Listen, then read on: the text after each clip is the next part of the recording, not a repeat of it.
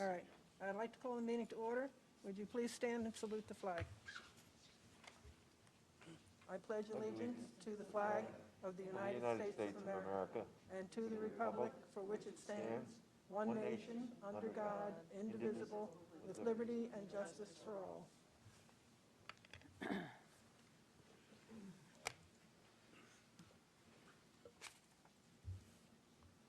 I need a motion to approve tonight's agenda. Duncan and Tracy. Any discussion? All in favor? Aye. Aye. Aye. Candy, do you want me to start this just by opening, or you want to do it? I will start it. Okay, so we're going to start tonight's meeting actually with public hearings. So the first public hearing is on the senior citizen disabled tax exemption. And historically, the school district has approved what the county approves. And the county usually does a 2-year approval, so every 2 years, they usually make an adjustment to the amount. So this is the second year, so there's no change from last year. And so that is what a resolution will show under the action items, but it's at this time, if there's anyone that would like to address the board and ask any questions about the senior citizen disabled tax exemption, this is what this time is for.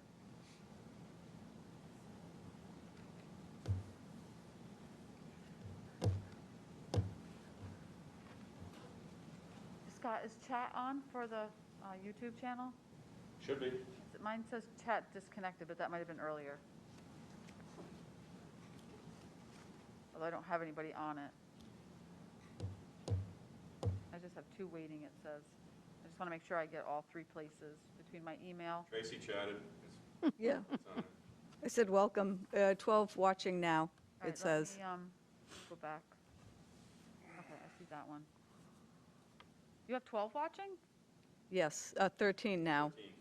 That's bizarre, okay. Hey, Kyle, come here a second.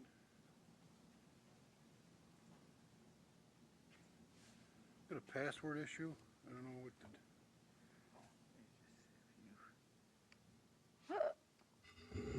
Hang on. Everything.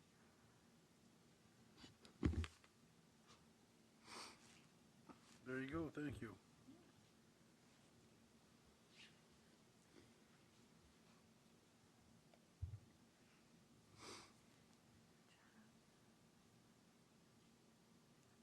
Okay, I don't have any, hang on, let me get my email back. Brought my mouse for a reason.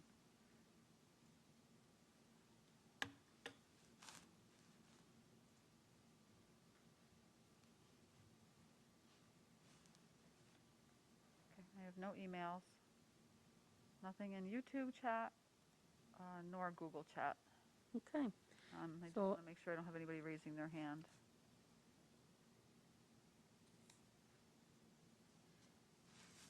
Okay. Okay, so I will close the hearing for the senior citizen and disabled tax exemption. And now we will start a second hearing, and at this time, we're going to be looking at 2 resolutions for 2 additional exemptions for veterans. Just a little reminder, of October 2018 is when the board passed the alternative veterans exemption. And we had a taxpayer several months ago question his eligibility, and at that time we researched that there's 2 additional exemptions that the board can consider, and so they are under action items for the board to consider. So we were looking at under, excuse me, the Cold War veteran, if we were looking at an option that would be very close to what the option is for the alternative veterans exemption, which is 10%, which is an option of $6,000 and $30,000 for those who qualify, and this is for active duty for the end of World War II to December 26, 1991. And we had looked at an estimated number of veterans who would qualify, and there were in both Greene and Albany County 39, and we estimated the tax shift to be approximately $8,600. And then when we looked at the eligible funds exemption, these are reduce the assessed value of property that a veteran purchased with eligible funds. This is your pension, bonus, insurance monies, up to 7,500. Now, would be our World War II veterans. So we estimate at this point that there would be 9 eligible, and that tax shift would be approximately just under 23,000. And we know that this would eventually go away. There's no new veterans that would qualify for this exemption. So those are the 2 exemptions that are a part of this hearing. If anyone has any questions, they can ask at this time.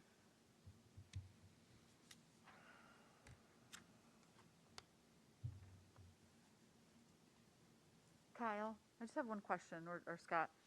Am I going to be able to see in the sidebar if a person raises their hand, because I can't see everybody on my screen?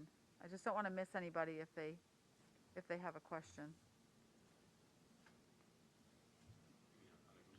Okay, so Eric raised his hand. Okay, so it comes up like that then. Okay. Were you just testing me? Okay, thank you. I just wanted to make sure it worked. I don't want to miss anybody. So I have no emails. Let me check YouTube, which keeps switching back on me. Nothing. Okay, then I would close this hearing, and then the board would take action later in the agenda.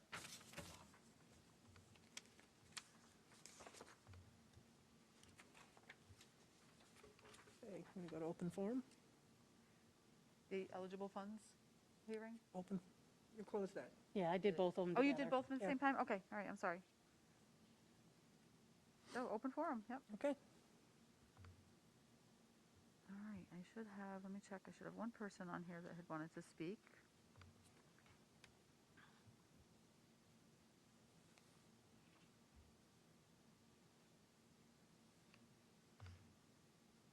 I don't have anybody raising their hand.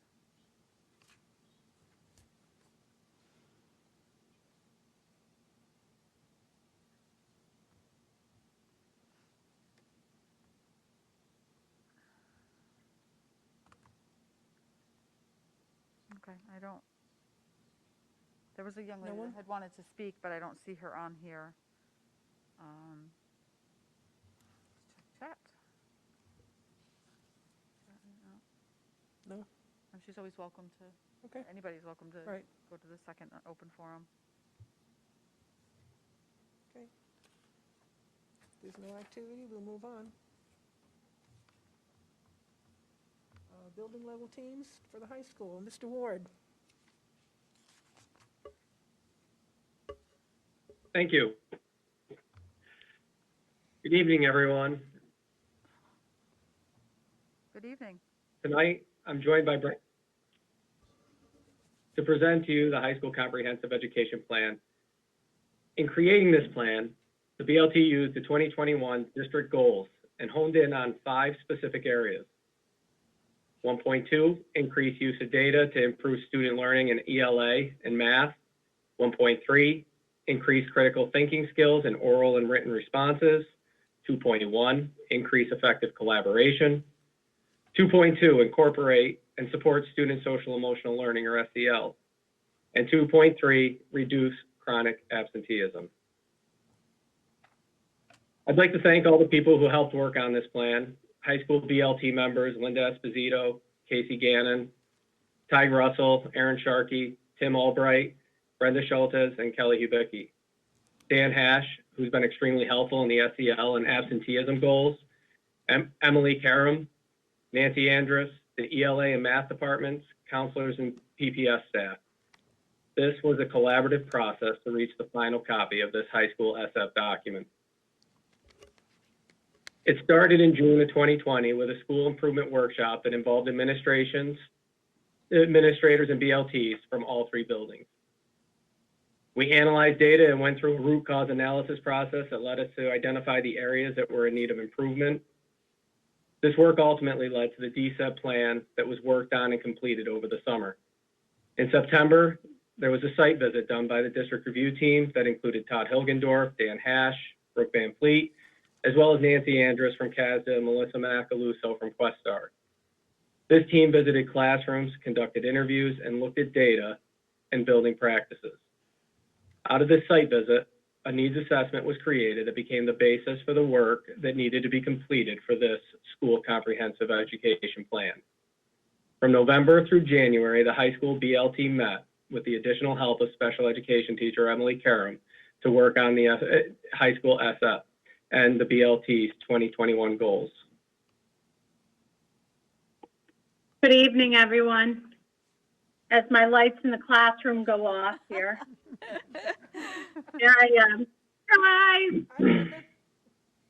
Hello.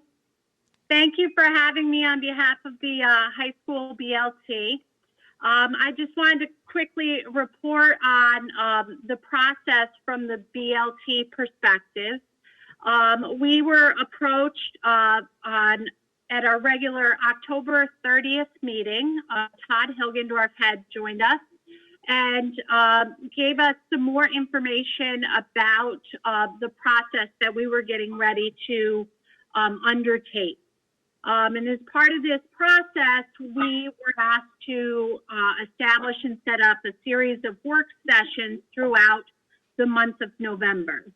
So at the conclusion of our October 30th regular high school BLT meeting, we had planned 4 2-hour work sessions in order to start our process with putting together a STEP plan. The entire high school BLT team, consisting of Matt Ward, 6 high school teachers, a parent member, and 2 student representatives, we attended these meetings throughout the month of November. In addition to our regular BLT committee members, we were also joined by Emily Karam, who is a high school special education teacher, so that she could provide some additional insight in this initial development of our plan. So the 5 goal areas that we'll be reviewing tonight are ELA, math, social emotional learning, attendance, and a survey goal.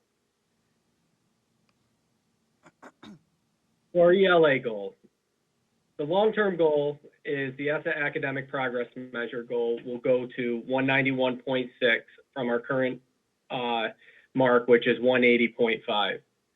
COVID has made the gap in our Regents data, and last year's Regents exams were canceled, and there's a prospect of this year's Regents exams being canceled as well. So we needed to focus on a long-term goal for improvement. The root causes for the school's current outcomes in ELA are that iReady data and 3 through 8 assessments have not been consistently used by the high school ELA department to identify gaps in ELA skills and content knowledge.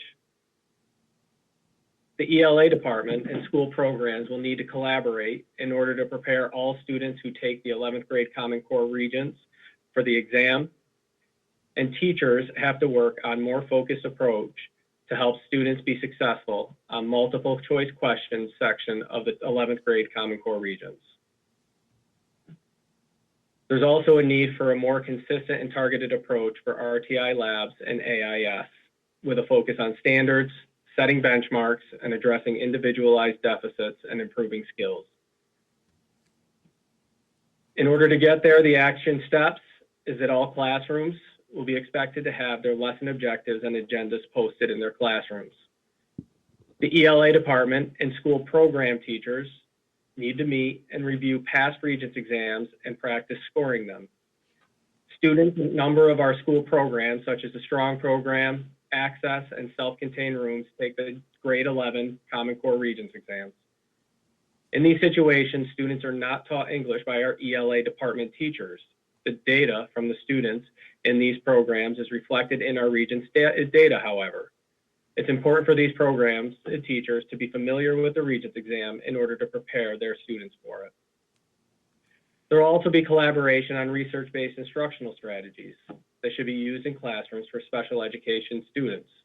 This will focus on learning styles, progress monitoring, and meeting the needs of the student IEP. Administrators will conduct walkthroughs for all teachers. Representatives from teacher groups will do a book study regarding instructional practices for student engagement, questioning, discussion, and literacy tasks. The book title is Engagement by Design by Douglas Fisher and Nancy Frey and Russell Quaglia. It focuses on understanding engagement and actively pursuing an increase in student learning through building real connections instead of just going through the motions. iReady and 3 through 8 assessments will be used to identify students prior to the beginning of the school year, to schedule them in ELA labs. And then Mr. Hilgendorf will facilitate work through the PLC to research educational software that aligns curriculum and assessments to state standards. This data can be used to inform instruction at the high school level. Our math goal, which aligns similarly to the ELA goal, our goal here is in June 2019, ESSA academic progress measure was 127.9. The long-term goal is ESSA academic is 144.7. Like ELA, our Regents data is not available because we didn't have an exam this past year, and what happens this year still remains to be seen. The root causes for the school's current outcomes in math. iReady data and 3 through 8 assessments have not been consistently used by the high school math department to identify weaknesses in math skills and gaps in content knowledge. There's not a consistent and targeted approach for RTI labs and AIS. They need to focus on standards, work within the department to set benchmarks, and then hone in on the student deficits to improve skills. And there's a need for more collaboration between the math and SPED teachers in planning and differentiated instruction. The action steps to get there: teachers, again, will be expected to post their objectives and agenda in a visible place in their classroom. Teachers and admin will collaborate on research-based instructional strategies that should be used in classrooms. These instructional strategies will focus on learning styles, progress monitoring, and meeting the needs of that student's IEP. Again, administrators will conduct walkthroughs. Also, the book study will happen with the math group as well, and it's the same book as ELA, Engagement by Design. And finally, Mr. Hilgendorf will facilitate work through the PLC to research software that aligns curriculum and assessments, just like ELA.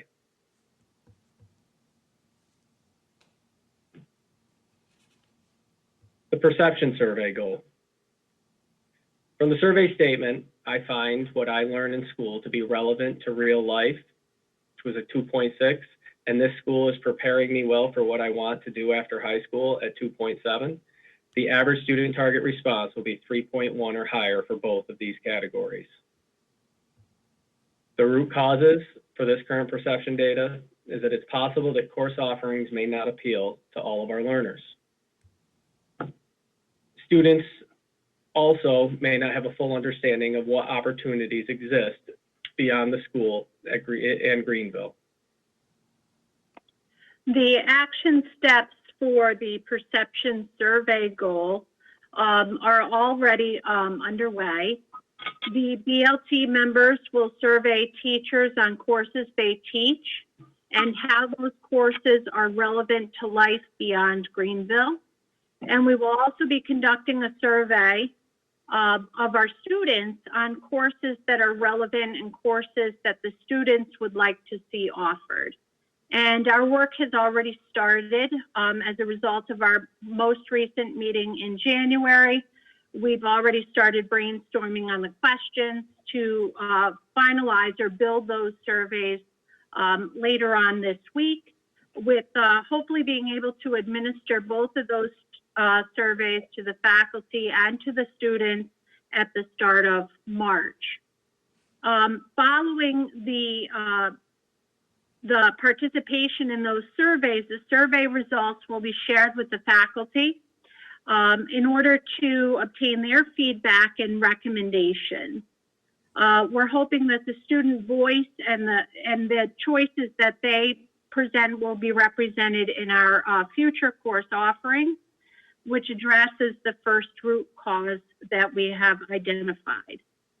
Departments will review feedback for consideration of new electives, and the students, parents, staff, and faculty will complete the 2021 perception survey towards the end of the year. Thank you, Brenda. Our social emotional learning goal. On the survey statement, I feel like I belong at the school. The average student target response will be 3.4 or higher. We want to raise that from 3.27. The root causes for this is K-12. There is not an aligned, consistent SEL curriculum. While in the past we have had the Character Education PLC, this did not provide a consistently delivered character education program. And the perception surveys indicate there is a need for a supportive and caring school environment at the high school. The action steps to get there is to survey teachers and teacher assistants to gauge their understanding of the SEL benchmarks. And then our PPS staff will look to create a student screener and then administer it to students. This will assess student SEL needs and help determine strategies for PPS staff and teachers to use and incorporate into lessons. Also, Mr. Hash and I have been working with trainers from the National Coalition Building Institute, NCBI for short, for the last several months. This is an international leadership organization that trains people to be leaders in diversity, equity, and inclusion skills. These trainings began in January, and the response of faculty and staff and students has been extremely positive. The 2 training sessions have created a solid foundation moving forward, and everyone involved is energized and excited about being part of this program. And finally, we will re-administer the perception survey to all faculty members and analyze the results compared to the winter survey.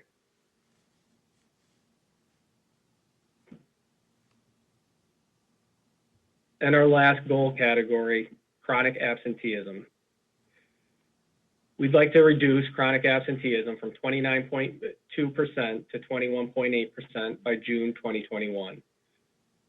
The root causes would be reasons for students not being chronically absent have not been systematically explored or addressed. There's a lack of relationships between staff and some students. These students may lack connections to school. And then we lack interventions to support students who are chronically absent. The action steps. This year, we have a pilot program for attendance mentors. We're currently piloting this program at the middle school and high school. This intervention is designed to help tackle a few of the above root causes. An adult mentor can provide additional information about the barriers a student may face when trying to get to school. Additionally, this pilot program provides a supportive adult who can work to create a relationship with the student. And finally, this provides us with another intervention tool to use to support our students. So from piloting this program this year, we'll gather data and plan for 2021-22. And we'll also plan to have a celebration for mentors and mentees towards the end of this year.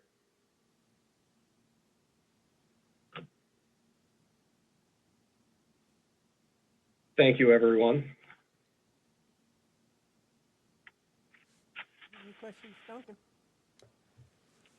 Can I understand the term chronic absenteeism in reference, for example, are we talking about 29% current of our students currently have chronic absenteeism? Or is it 29% a particular student or a group of students are missing 29% of the time? I don't understand chronic absence.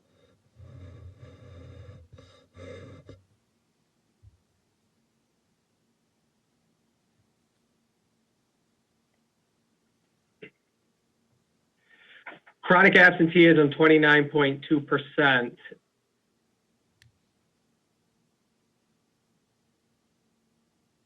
Yeah, this is, we were given these goals as we worked through the all of the ESSA information that we were provided. They looked at a few years of our data, and that's where the 29.2% comes from. It's in the years that this data was gathered, that was the chronic absenteeism rate, and they've set a goal based on our numbers, our figures. They've set us an attainable goal, which is that shift of right around 7%.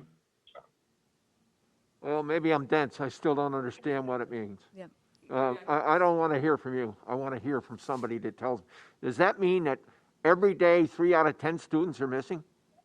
No, so Duncan, what that means, 29% chronic absenteeism. Chronic absenteeism by the state definition is 10% absent or more.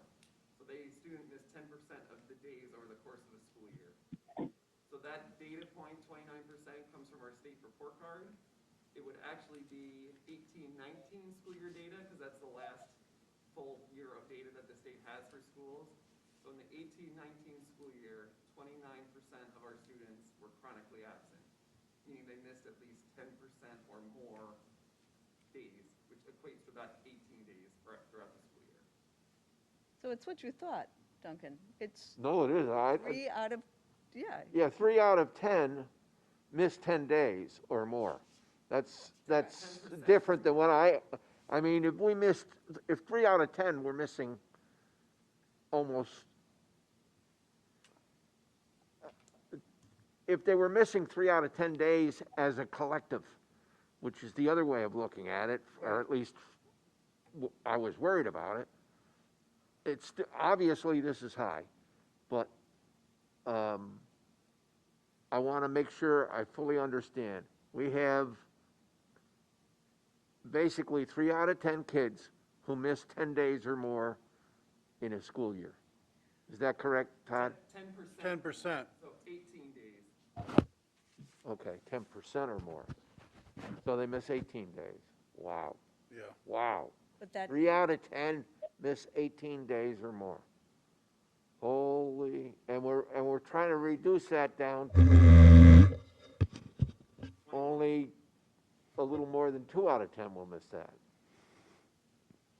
It seems to me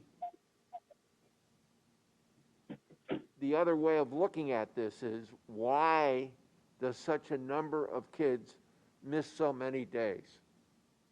And is there a way to change what we do so that the kids will come? We're targeting at kids rather than the root cause of why they don't come. I mean, that's one way I look. I'm not saying my way's right way. I don't know. I'm just trying to understand what it is. Thank you. I think I. Yes, Duncan. Yeah, Dan, they're You're- working on it. Yeah, sorry. Duncan, you're speaking to one aspect of reasons students might be absent. So is there engagement piece? Definitely is going to be a part of it. Is there barriers from home that plays a piece in this? Yep, that's another piece of it. Is there a mental health situation? Our social emotional goal? All of these pieces play into a reason a student or students might be absent. When you say this is a large number of kids, we agree with you. 3 out of 10 kids are missing 18 or more days of the school year. That is a ton of kids. But it takes us intervening on all of those different barriers to reduce this number. I appreciate that, Dan, and I really understand. I agree I agree with everything you're saying. It's more than just one issue, but I was just trying to understand it. Now I think I do much better than I did just looking at the slide. Thank you. Yes. Yep. Dan, it's Tracy. Following up on what Duncan was saying, are you seeing any differences or trends by grade? So, for example, seniors might account for a large percentage. I mean, I'd be interested in seeing some of the nuances. I'm not expecting an answer, but that's, I guess, kind of a question. And the other question, Matt, this is for you, would be how we will be assessing this year if regions are not administered. Will there be final exams, something that could approximate it? Has a decision been made? I mean, could you talk to me a little bit about it not being another lost year? So let me answer first, and then Matt, feel free to jump in. So you're right, 12th grade is certainly a peak time. We do have that information. Thankfully, partnering with Kern and Harvard Proving Ground, they are doing a ton of data work for us, and they actually have just provided us with a slide set that looks at it in every single way you could imagine. We're looking at it by gender, we're looking at it by grade level, we're following cohorts through, And you've spoken to another piece is sometimes we do notice specific cohorts of kids have a lot of absences. So we're able to monitor those students over the years. And again, we have to figure out what is the intervention that's going to support that student. And that student might have been chronically absent in the elementary school, and a new barrier appears as they go through middle school, an additional barrier. So it's chipping away at all of those differences. Can you send me the link Thank you, Dan. To the what? to get on YouTube? So, Tracy, to address your question, I think, what are we doing if there are no Regents exams at the end of this year? At this point, we haven't talked about having final exams. We still haven't heard if Regents exams are officially canceled. So we're waiting on the state to come forward with that word. Teachers are still teaching to the standards. Teachers are still meeting with kids. I wouldn't consider it a lost year. Well, things have changed, and there are definitely, teachers have had to hone in on different areas of their curriculum to focus on, and some of it may have been pared down as opposed to other years. Teachers are still teaching every single day, and students are still expected to meet the grades in those classes. I think the thing is, if, let's say, a decision is that Regents are canceled, the question will be, how do you motivate a bunch of high school students to continue studying, to continue learning, and so forth? So that becomes the challenge, obviously. Yeah, and that's something we've been working on all year. And we've brought back a number of students who have struggled academically so that they're here every day. To keep in mind what New York State did last year, you had to pass the class in order to get credit for that Regents exam. So there is still motivation in that if a student were to not pass the class, they don't get credit for that Regents. And we don't know where we'll be next year, but I'm not thinking that New York State is going to do away with Regents exams. So they would still have to repeat that course and take a Regents exam next year. So there is motivation for passing that class, which would then give them that Regents credit at the end, if there isn't a Regents exam. Thank you, Matt. Go ahead, Jay. Thanks, Daphne. I have a few questions, but I'll just pick up with where I think we left off on attendance. The pilot program, for the pilot program, how many adults and how many students are in it? Right now, we are at 13 adults and 17 students. Luckily, we're able to build on a practice that we started during emergency learning, and that was a number of the amazing educators in Greenville said, we need to keep in contact with these kids, and we need to make sure that we're getting a hold of them, and we're willing to do one-on-one meets and reach out to these students in any different way. So we have been talking about this mentoring intervention and laying the foundation for it. So kind of we were able to piggyback on what some teachers had done at the end of last year to kind of build this program. The difficulty of this year is the same difficulty that we share whenever we talk about any topic, is people are spread very thin this year with the amount of things that they are trying to do and trying to juggle. So we are so grateful to have the number of mentors and the number of students involved that we do. And we'll continue throughout this year to look to build on this program.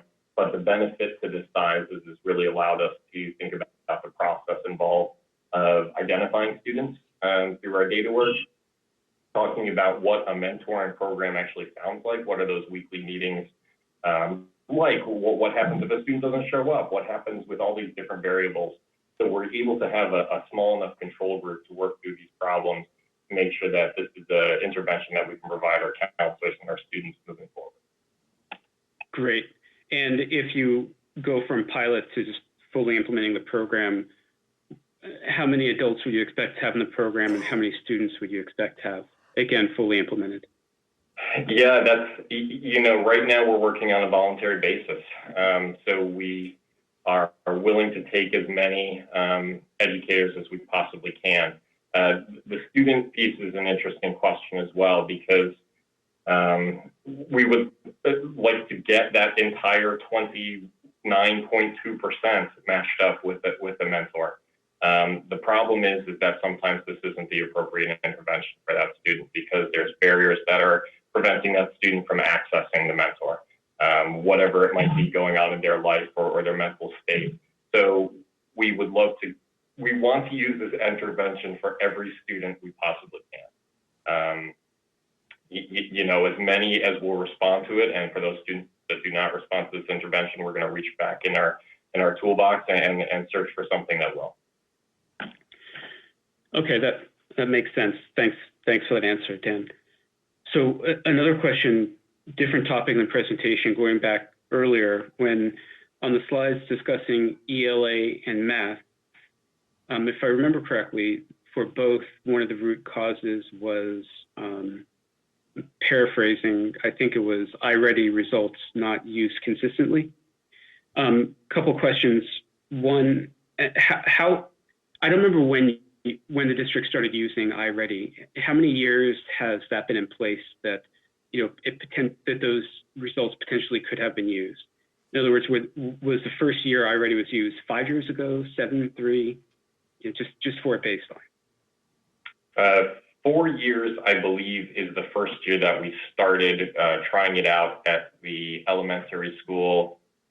And I believe it was during that time, 2 through 8, that we were trying it out. So roughly 4 years, 3 years of good implementation, 4 years of being around the product. Okay. And if I'm just trying to recall the slide, I think if I remember correctly, for math under action steps, although that was a root cause, there's no action step that specifically said increase consistency of usage of that. And I don't remember if that was the same for the LA.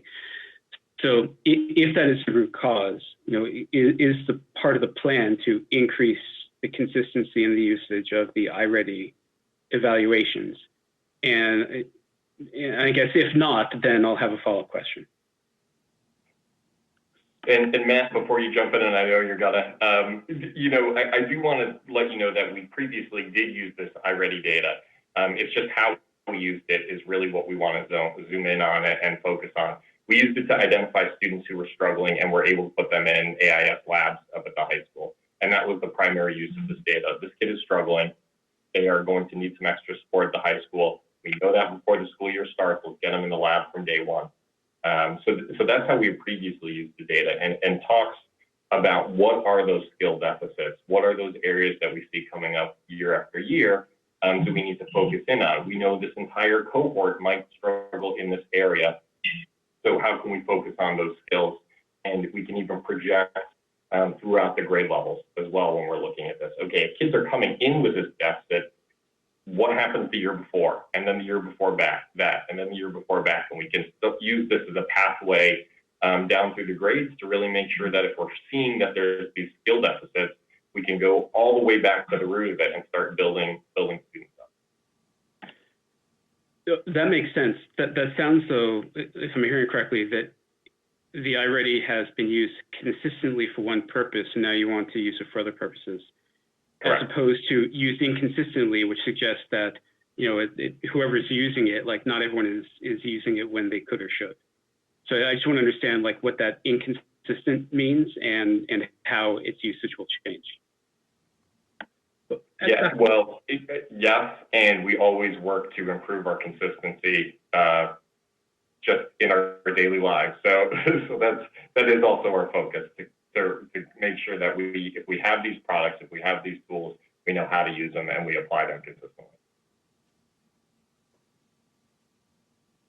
And to also build the bridge between 8th grade and 9th grade students so that there isn't a stop at the end of 8th grade and then students go to high school and there is no record of what were they doing the previous year. There needs to be a more concentrated effort of analyzing this data and then pinpointing what those deficits are in the labs and pre-algebra classes so that students can, those deficits can be attacked for the individual students.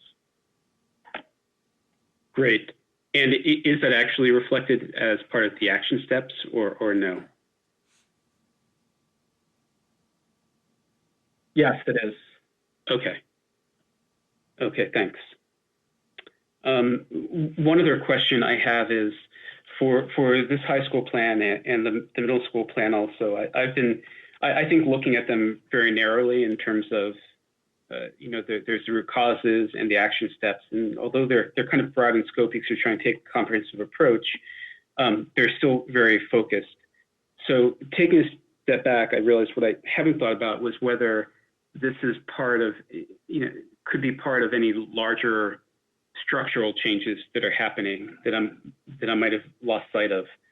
So 2 questions, and the first one is just that: is this part of some larger structural change that's happening that I might not appreciate from looking at like this presentation or just the middle school plan or elementary school plan?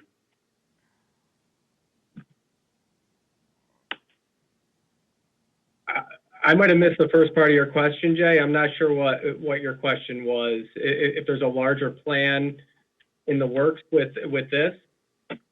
Well, I guess, yes, whether they're part of some larger, like change in course or reorganization or something, or, that goes beyond the scope of what's outlined in the action plans. That's a general question. And I have one specific question, and they're separate but related. So I don't want to, give the impression of being coy by inserting a general question here. The specific one is, in the past, a couple months ago, and I think last year, there was some discussion, a couple meetings. The district had said they were considering doing away with the accelerated program in middle school, and that also ties to some of the teaching in the high school.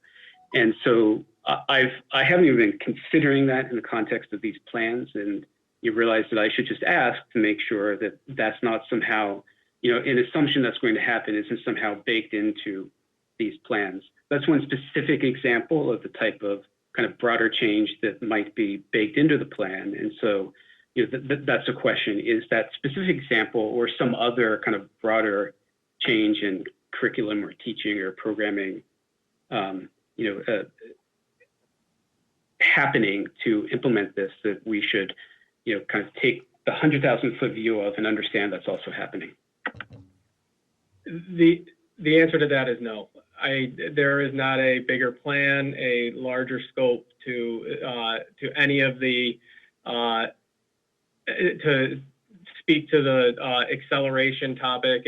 That was never part of the planning of this SF.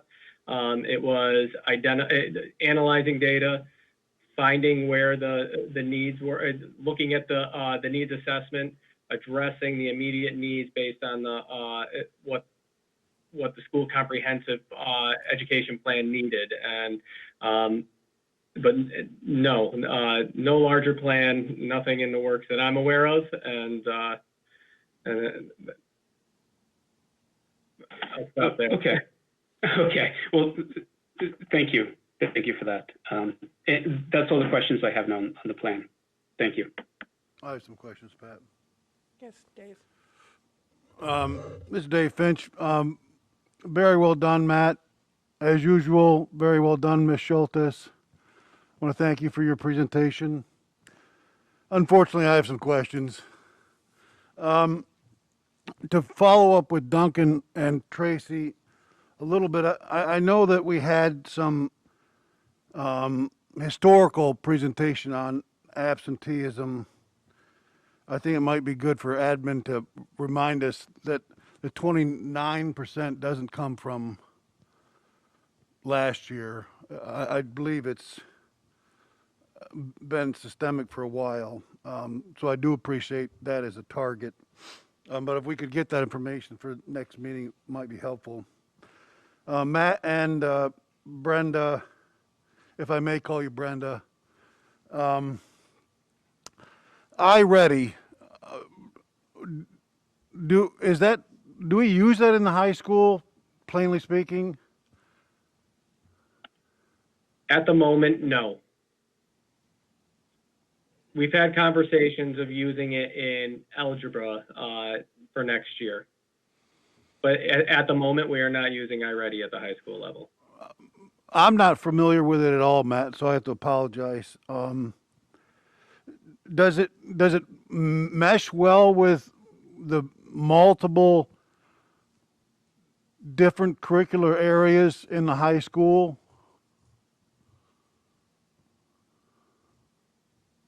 And I'm not familiar enough with the program because it's used at the lower levels to Okay. speak to that. I know that it assesses foundational math skills, which many of our math department feels that there are students that they have to reteach or they have difficulty with foundational math skills. So that may be something that we could explore using in our labs in the future. All right. And we've reached out to iReady about this question for the past few years, is, you know, what their thoughts are about their product at the high school level. They really don't see it going past, especially the instructional tool, going past 8th grade. You know, they kind of talk about, some schools continue to assess, use the assessment tool that it has, but it kind of grades out right before the high school. So they kind of advise that if we do use it, to primarily use the assessment tool. So the plan is, and correct me if I'm wrong, but we're going to use data coming out of 8th grade from iReady to make adjustments or placements of students in 9th grade, and moving forward with the high school improvement plan, if there is no Regents exams, I guess the plan might be, as Matt mentioned, develop some kind of final exams. Is that correct?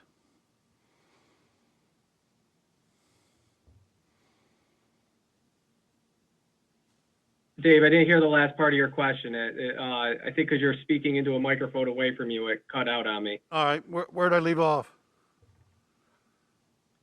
I heard you talking about using the iReady exams at the 9th grade level. Right. So my wonder is, if it, as Dan mentioned, if the program kind of cuts off at 8th grade, how are we going to use iReady in the high school if there is no platform for it to be used? And then if there is no Regents exams, A, are we going to do final exams for this year? And B, when are we going to find out that we're going to go with that plan? So right now at the high school, because we needed to make room for student desks being spaced out and cutting down on the population, we didn't being in the building, we don't have the labs that we've had in previous years. We don't have the pre-algebra labs, the pre-algebra class, or the labs in other classes, because there also were Regents exams last year that would have identified students for AIS, which then would put them in those labs. Using iReady from 8th grade and student scores, we should be able to get a baseline of where those students are and where their deficiencies are, so that those skills can be honed in on by that pre-algebra teacher. If we continued using it into 9th grade, we could continue to see on a regular basis where that student is and if they're progressing in that class. Okay, thank you. Another piece of your plan is these walkthroughs that administration is going to conduct with the teachers, and in the middle school plan and in the high school plan, you talk about developing a tool. I'm sure it's going to be some kind of form, but nowhere in either plan, the middle school plan or in the high school plan, did I see anywhere where this tool is going to be shared with staff before you do an initial walkthrough. Is that something you're going to share with the faculty?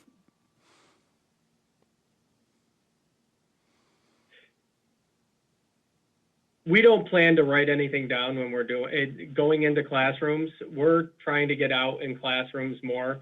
We've talked, look fors would be, do you have your lesson objective and agenda posted? But as far as it being evaluative or a tool that is that we're going to be going in and writing things down. That's not going to happen. It is we're looking to get out into classrooms. We're looking to be visible, and this is part of what will allow us to do that. Thank you. I can add to that one a little bit more too. So we as an admin team have continued to work with Nancy Andrus, who did some of the site visit work and did the final reports for us through CASDA. So even last week, part of our cabinet time was Nancy joining us and talking through some of the best practice and research behind walkthroughs, how to keep it simplistic, but also look for things that we know we want to look for. Specific example, and again, Mr. Reed in the middle school has kind of been the first one to go through this process all the way through. So today, his faculty meeting, part of that time was devoted to talking about how do we get teachers to talk about purpose in the classroom and objectives, and what does that look like? That would be a piece of, if we're doing walkthroughs or when we're doing walkthroughs, we're looking for that. It could be it's posted on the board. It could be if an opportunity presents itself, I'm visiting and I can ask the student, hey, what are you doing today, to get an idea of, has purpose been part of the lesson for that day? All of that we're going to share. It's not going to be a surprise to teachers of like suddenly I'm arriving at their door and they don't know why I'm there. It will be shared as we get ready to go into that process so they know. Again, the middle school is kind of further along in the other two buildings just by the nature of the way that the scheduling worked out. So even today, that was part of our faculty meeting for the middle school to start talking about that. And the faculty was it a give and take? Did they have questions? There were not questions about that, no. We talked about purpose. We tried to keep it simple. Okay. It's not that we're looking for something overly complex. It's taking some of these very specific things that from the site visit, from feedback from Nancy, from best practice that's come from state ed, what are some things that we can put in place? That idea of purpose was one of those. We don't have to make that more complicated than it is, right? Just what's the purpose? What are we doing today and why? I understand.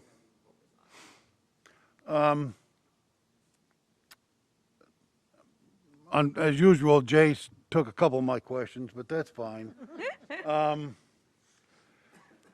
I was wondering about, maybe Ms. Schultes can answer this question. How did BLT discover this book, Engagement by Design? Have you read it? I have not read it, Mr. Finch. So we were given, as a result of the final walkthrough report that was conducted in September, we were provided with a list of books. This book was among the list. So I personally have not read the book. I did volunteer to be the BLT representative to participate in the book study. Okay, thank you. I didn't mean to surprise you. I would encourage all my colleagues on the board to review that book. There's some good points. It's certainly broad. I did have a question, but Jay had covered it about mentors. And the part was covered was it is a volunteer program. I think that mentors are useful, but I do know that the student and teacher ratio needs to be kept small. Otherwise, you're not mentoring. If you're assigned 10 kids, you're not. And another thing, I think that if you're only looking for teachers, Matt, I would suggest that maybe you look at staff in a broader level. You might have kids that might take advice from other people that work in the building. I could see that working, and then you'd have a broader population to choose from. Yeah, the mentors are not limited to only teachers. We have staff and other faculty members who have taken on the mentor roles. Excellent. So far, when do they find time to do that? Well, is Brian the only one doing it, or is that going on in high school yet? Yeah, no, it's at the high school, middle school and high school. These educators, this faculty and staff from around the building find throughout their day, find time after school. They are looking for every single angle, texting and emailing and calling and doing Google Meets. They are looking for any single avenue that they can use to get a hold of some of these students, and they are working tirelessly, way beyond some school hours to keep in contact with you. It's an amazing job that they're all doing. Okay, thank you.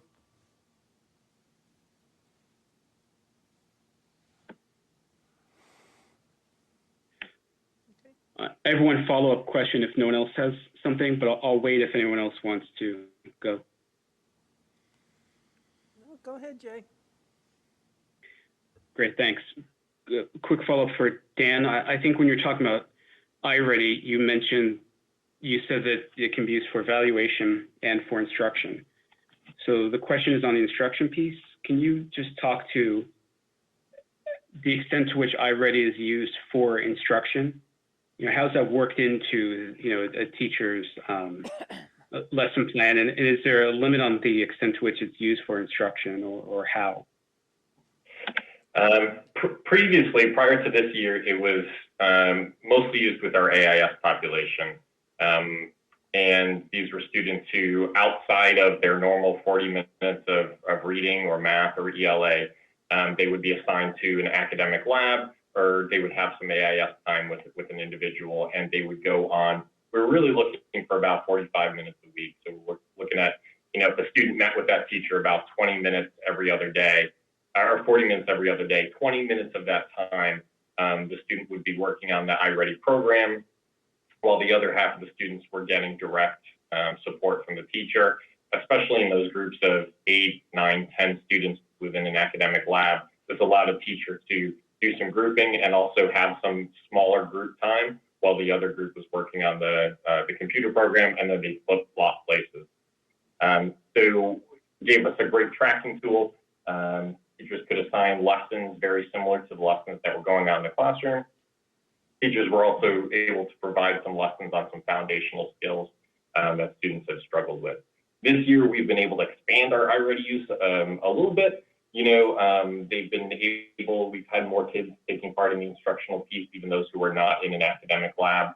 There's a lot of discussion about the assessment itself, and teachers at the elementary school and the middle school are setting goals with students and talking to kids about targets and really kind of talking about this program quite a bit and pushing kids to do the best they can, because we do have in the back of our mind that the state test might not happen. So we really want to make sure we get the best data possible to help inform next year and to inform the second half of this year, frankly. It sometimes strikes me that we're only halfway through, but, to guide the second half of the year. So it's an instructional tool that teachers can use, primarily in those AIS classes.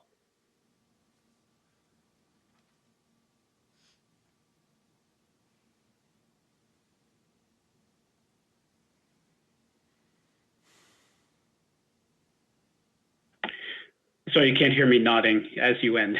Thanks for the answer. Can't see you either. Anyone else?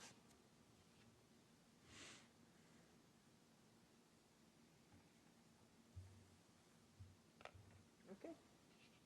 Thank you very much, both of you. All of you, 3 of you, 4 of you.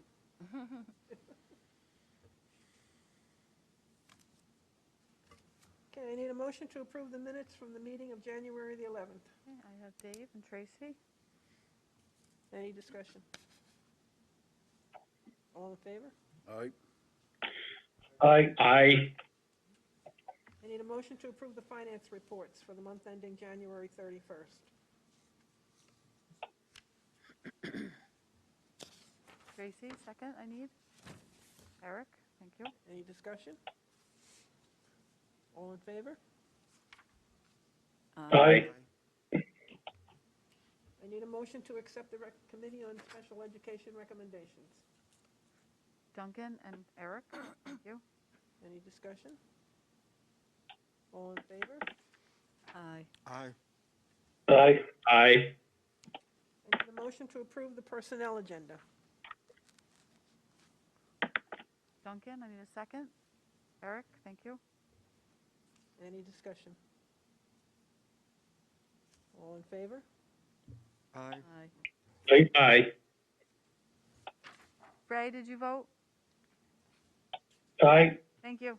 I need a motion to approve the resolution for the Rensselaerville Library proposition to be placed on the ballot for the annual vote in May. Eric and Tracy, thank you. Questions? All in favor? Aye. Aye. Aye. Okay. I need a motion to approve the senior citizen and disabled tax exemption rate for 2021. Duncan and Eric. I'm sorry, Eric and Dave. Get that out. Already had discussion. All in favor? Aye. Aye. Okay, I need a motion to approve the resolution of the Greenville Central School District Board of Education in relation to the eligible funds veterans exemption. Okay, Dave, I need a second. Tracy? Second. All in favor? Aye. Aye. I need a motion to approve the resolution for the Greenville Central School District Board of Education in relation to the Cold War veterans exemption in accordance with section 458B.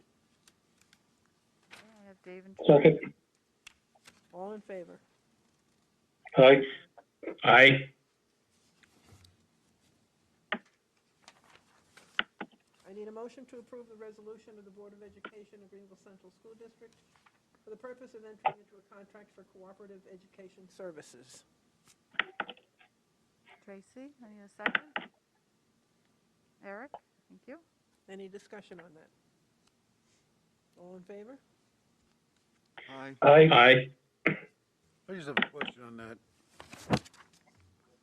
Yes. Can we still do a lot of printing? Can we still do one? Do we still do a lot of printing? We still do a lot of printing. Or is most of it because, no, using a copier, I'm sorry, are we still, I would have to ask the building principals. I mean, they still do copies for Yeah. sure, but I would say definitely a lot less with Yeah. the computers. Those printers also have scanning units in them, yeah, And the so we fax- use that a lot for that. And a fax machine in 'em. Machine, yeah. yeah. They're multifunction machines. I don't think it's going away quite yet. 20 years ago it was supposed to go away. Right. Did you get everybody? I did, thank you. I loved the one that we had it when I was working. Oh, my goodness. I could send it from my was room. on to the other run one, down- that's why I By the didn't time I answer. Well, got there, the copy. I didn't know if it was on the copier or thought it was the middle school. I need a motion to approve the middle school comprehensive education plan. Tracy, I need a second. Eric, thank you. Any more discussion on that? All in favor? Aye. Aye. Aye. I need a motion to approve the high school comprehensive education plan. Dave and Eric. Thank you. All in favor? Aye. Aye. Aye. I need a motion to accept the fire reports. And I need a second. Tracy, thank you. Any discussion? Duncan? I have a question. Why is your name why is it all lowercase?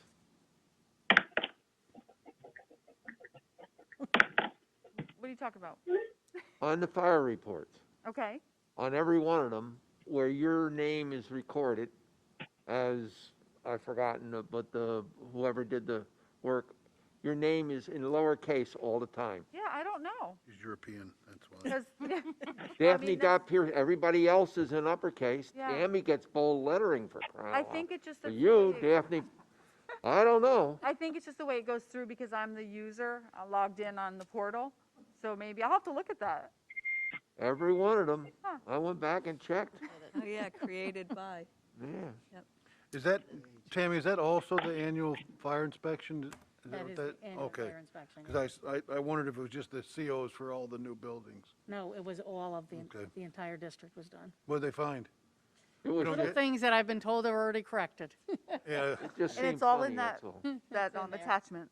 It's in. it the is. attachment. I looked through, but, okay, I'll look again. I think some of it was signage, so it was some. Yeah, The there's only, all the only two buildings, and Rich can, Most of it was rescue windows, lead cords. extinguisher thing. This was the only room that really had, the architect never put in a fire extinguisher in his room, so he caused that, he put a fire extinguisher over there.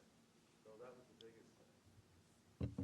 But for the most part, it was just signs for painting and stuff like that are falling off, so we had to replace a few of those. Nice job, Rich. Yeah, if that's all you got. Yep. We got a vote. yep, correct. All in favor? I, Aye. Aye. I need a motion to approve the revised 2021 school calendar. Tracy and Duncan, thank you. Questions?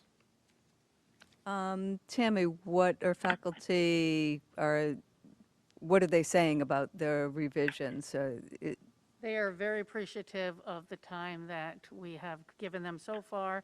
They really used the January meetings in different ways. Some did a little, they had options so that some were professional development. They could meet with their teams. They could just do individual work. They could meet with students. So they all used it in different ways, but they all have expressed appreciation and the hope that we will continue to do it. So February break is next week, so we didn't make any changes to the February calendar. So the March one already had half-days for Ellis, so we've added that for the middle high school. Again, that's going to be time for them to meet, reach out with parents, reach out with students to fill those gaps there. And then we will look at the rest of the calendar of what makes sense to help. Thank you. Okay, we need a vote. All in favor? I, Aye. Aye. Aye. I need a motion to accept donations from the Greenville Central School District. Eric and Tracy? Questions? All in favor? Aye. Aye. Aye. Aye. I need a motion to appoint membership to the district level team committee.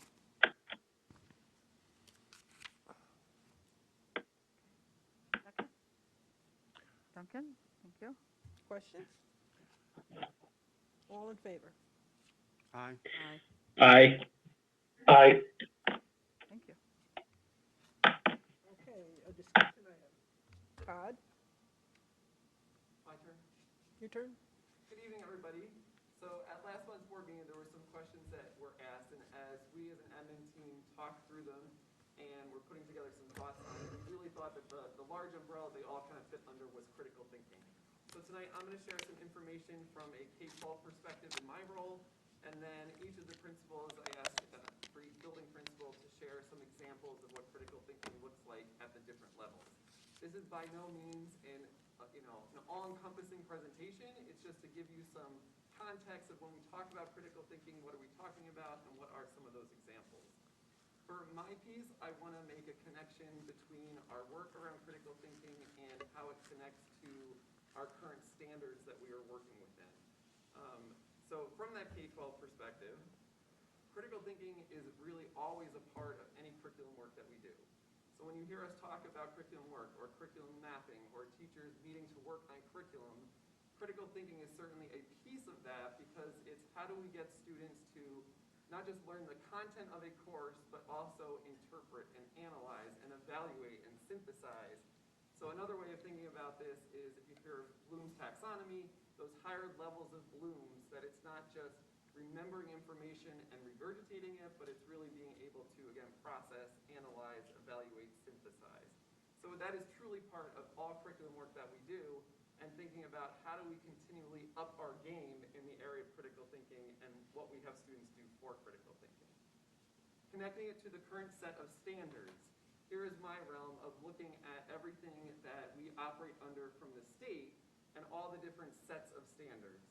So when you think about the core standards, ELA, science, math, social social studies. In recent years, all of those sets of standards have been updated and revised at the national level, but then also certainly at the state level within New York. How does that connect to critical thinking? Again, using those core standards for those core subject areas that I mentioned, something that's different about those current sets of standards is that there's certainly more of a focus on critical thinking, but there's also even within each of those sets of standards something that is called practices. So I'm going to go through each one just to give you a little bit of an example. So what do we mean by practices? In ELA, so English Language Arts, in our current set of standards, there are lifelong practices for becoming a reader and a writer. And there's a variety of them, but just one that connects back to critical thinking. The idea of how you use writing to enrich personal language, background knowledge, and vocabulary through writing and communication. So it's not just a simple learn this and do it, it's bigger than that. Another one under the readers, make connections to yourself, other texts and evaluating texts, ideas, cultures, historical perspectives, and it's a larger continuum. So that's the ELA.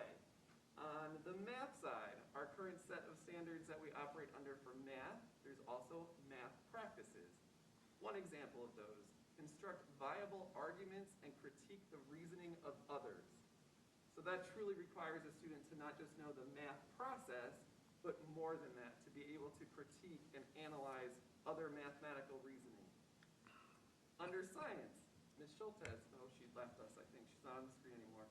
Ms. Schultes would be able to speak to the current science standards are much more heavily focused on inquiry, and there are practices that are referred to as the science and engineering practices, which part of that is analyzing and interpreting data, constructing explanations, and designing solutions, and developing and using models. All of that falls under one of the practices within the current science standards. And last but not least, in those core areas, the social studies practices, again, there's a whole list of them, but the social studies practices look to represent the social science and historical thinking that students should be able to develop throughout their K-12 education. One specific example is gathering, interpreting, and using evidence. So again, all of these are different pieces within these core content areas and within the standards in those areas, how critical thinking has had an increased emphasis, certainly in recent years. Not to leave out other areas, because there are standards for all different areas, I wanted to just pull two other different examples. In the art realm, so even our art standards have been updated in recent years, there is a section of the art standards that focuses on understanding, analyzing, and evaluating works of art. So not just simply doing a drawing or creating a painting, but truly being able to look from a historical perspective or looking at different genres of art and being able to evaluate them and speak to them, analyze them. And then the last example in terms of different courses, physical education. Within the physical education standards, there is a section on developing strategies. So I like this one because it's different than other areas, but certainly if you think of athletics or a game of some form, to develop strategy, that requires critical thinking. You have to understand the rules of the game. You have to know how the game is played. You have to know strengths of other players in order to be able to develop that strategy. So a different form of critical thinking. Last but not least, in sets of standards is a set of standards that is less talked about, but incredibly and equally important, and that's the Information Fluency Continuum. IFC, easiest way to think about that is it's kind of the set of standards for our media centers, for our libraries. And I mentioned that one because a key piece of that is how do we use resources and all the things at our disposal in this information society, right? How do we get information? How do we evaluate the information that's out there? How do we determine if a source is valid or not? That all fits under the set of standards or the continuum as known as the IFC. So again, just wanted to kind of give that broad perspective looking at the sets of standards that we work within. There is a focus on critical thinking and those higher orders of thinking, or Bloom's taxonomy. Going back to what I started with, again, every time we talk about curriculum work, it's an ongoing process, and it's looking at our current practice. It's looking at the standards and how our practice aligns to those standards. It's looking for areas of strength and weakness. and certainly looking for areas of how we continually increase the level of critical thinking that happens in all of our classrooms. Shifting gears just a little bit, when we talked as an admin team, the other thing that was at the top of our list was an example of how we focus on this came up in the creation of our district improvement plan. So it's been referenced a little bit tonight in the presentation of the high school specific plan. But last summer when we developed the district improvement plan, one of the priorities in that plan is the priority of increasing critical thinking through questioning and discussion. So that is part of ongoing work. Example of what that looks like is principals throughout different points in time this year. Each of the building principals has focused on that with their faculty. So that's an ongoing piece of the work that we're doing around continuous improvement across the whole district. The last section I'm going to touch on, and then I'm going to turn it over to Pete, because as elementary principal, we always make him go first. So that's his fair warning. The other piece I just wanted to touch on that connects back to critical thinking, the question came up of how do we encourage students and work with students, teach students to evaluate sources in the current day that we are in and as current events come up. So I just wanted to mention a couple things in that area. First, with regards to January 6th, obviously a historic day. There was a lot that happened on that day that connected back to current events and what that looks like in the classroom. For my role, the following day on January 7th, my listservs on that day were blowing up with I shouldn't use that phrase. They were lighting up. They were flooded with lots of different information and resources for teachers that were encountering things coming up in their classroom, how to address that in the classroom in an appropriate way. So I pulled some, Tammy forwarded some to me, I pulled some from different resources and shared that specifically with our middle school and high school social studies teachers, with the reality of that's where it's going to come up the most. That's where it does connect to their curriculum. It does connect to the practices that we mentioned earlier. One specific example there that you can actually check out, I can send a link out, is a site called All Sides. So it's a website that actually pulls news stories from all different sides of the political spectrum. How is that useful? Well, that for a social studies teacher can be used in a way to say, hey, there are different viewpoints, there are different perspectives. We are not promoting any one perspective, but you need to understand where those perspectives come from and what's the historical context for that. This is a resource, provides perspectives from one side, from the other side, and then right smack in the middle.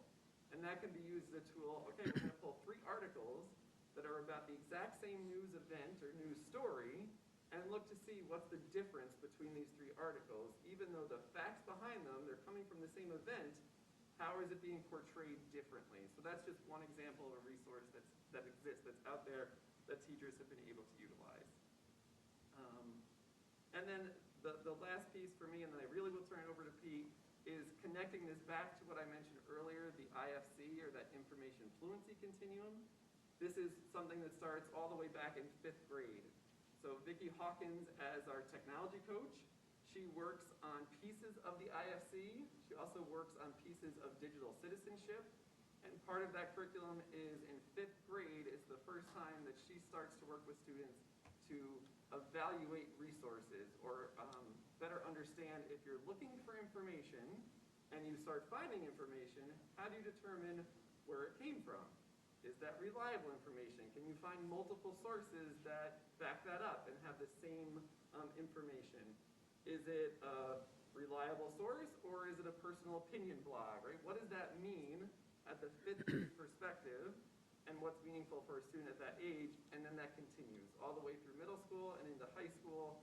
I would say the finale of that would be thinking about an IB student and in senior year completing a research project that they have to do a very large amount of research and evaluating of resources. That would be the culmination of that for a student in that situation.